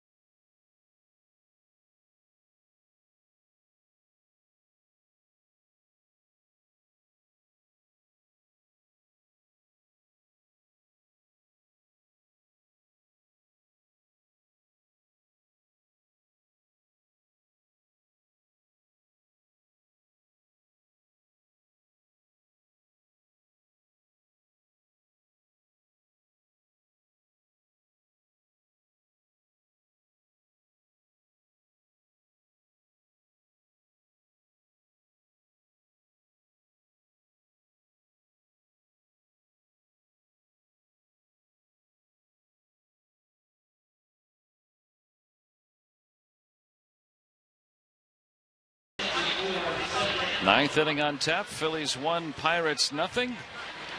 And get on board with a new Pirates 12-pack. Fueled by Sheets. Lock in the best seats at PNC Park with a made-to-order plan or a weekend plan. Plans include postseason pre-sale opportunities, free food from Sheets. And you can get your 12-pack today. Go to pirates.com/12-pack.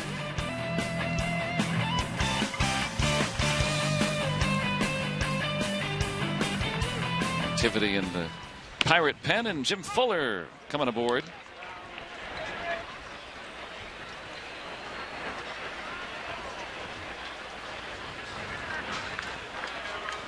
Facing Cedric Hunter, leading it off here in the 9th for the Phillies. We were talking last inning, Rock, about how the Pirates and Phillies are they got some a good farm system, but the Phillies had to basically mortgage several years of being competitive at the major league level to do it, whereas the Pirates have kept on making the postseason. As you see Fuller's numbers, 32 games, a 4.40 ERA. Yeah, certain teams are fine with trading away prospects or mortgaging the future for one run. At a World Series title, perhaps, and the Phillies, obviously, they made a bunch of moves and made trades and gave away a bunch of prospects, and then they were in a position where the veterans they traded for or signed to big contracts were kind of beyond their prime, and so they got to trade away what they can and retool. I mean, there's a number of teams that will go out there and not do it the way the Pirates have done it, and then they have down years. They have to suffer. They have to regroup, and I think it's pretty remarkable when you look at what the Pirates have done. Continue to have, I guess, the second best record the last 3 years in all Major League Baseball, but yet still have a solid contending Major League squad with a ton of prospects ready to step in when given the opportunity. And I think it's always going to be like that. And that goes to, you tip your cap to the scouting department and what Neil Huntington and his staff have been able to acquire, whether it be through draft,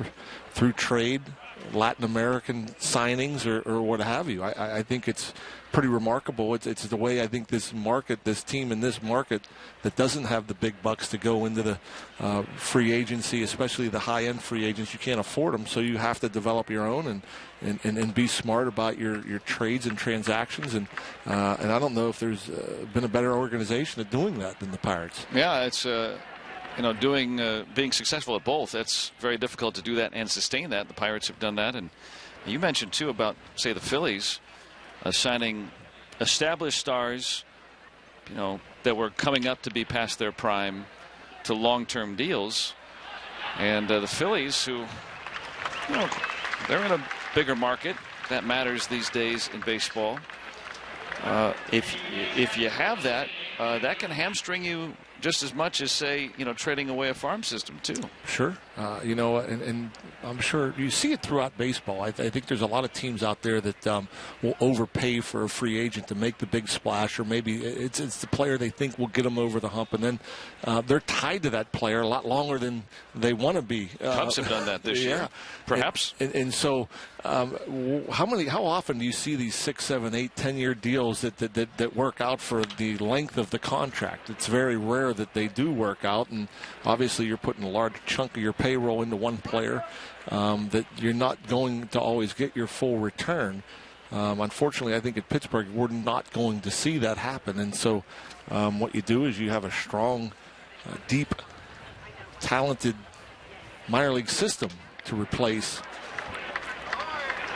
the guys that you may lose to free agency, or in the case last year, retirement. But certainly have capable guys and a great coaching staff and a good leader in Clint Hurdle, obviously.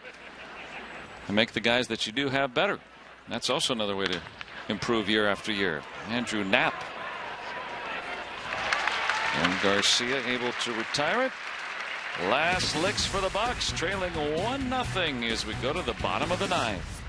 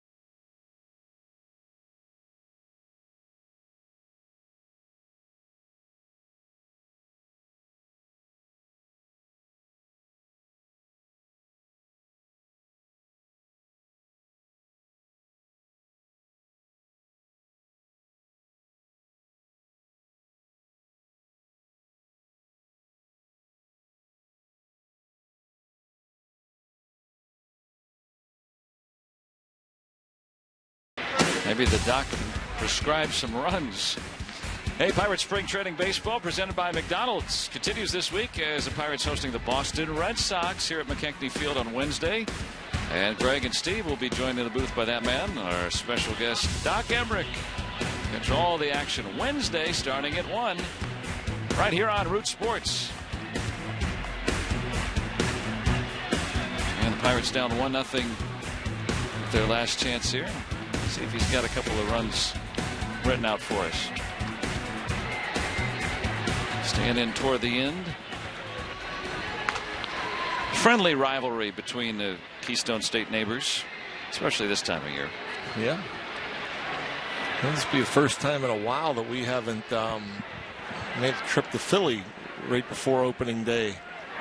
He's doing that pretty much every year the last five or so years. The Pirates will play an exhibition against the Reds in Indianapolis at Victory Field. And the first pitch of the baseball year will be thrown in Pittsburgh. Oh, it was always in Cincinnati all those years. Yeah, for a while. And get right back at it against the Cardinals opening day. Can't wait. Willie Garcia skies it to center.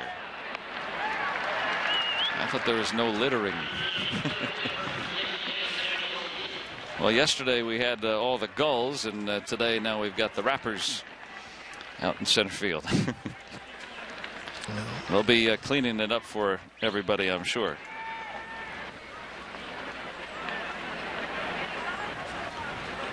This is Hector Neris on for Philadelphia.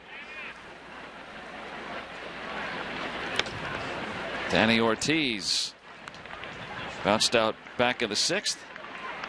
Pirate pitching today has been almost perfect. And the Phillies have been even closer. Not a lot of hits. Just so happened the Phillies in the 7th able to cash in after a leadoff double. A couple of hits today from Alan Hansen. There's one from Danny Ortiz. Tying run aboard in the 9th.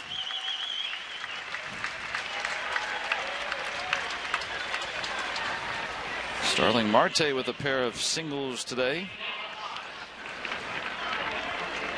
But really the pitching the story with Watson, Haley, O'Flaherty, Rondon all with scoreless innings. And Jeff Locke 3 shutout frames. Very efficient outing. Liner caught. And they'll call out Ortiz to end the ball game.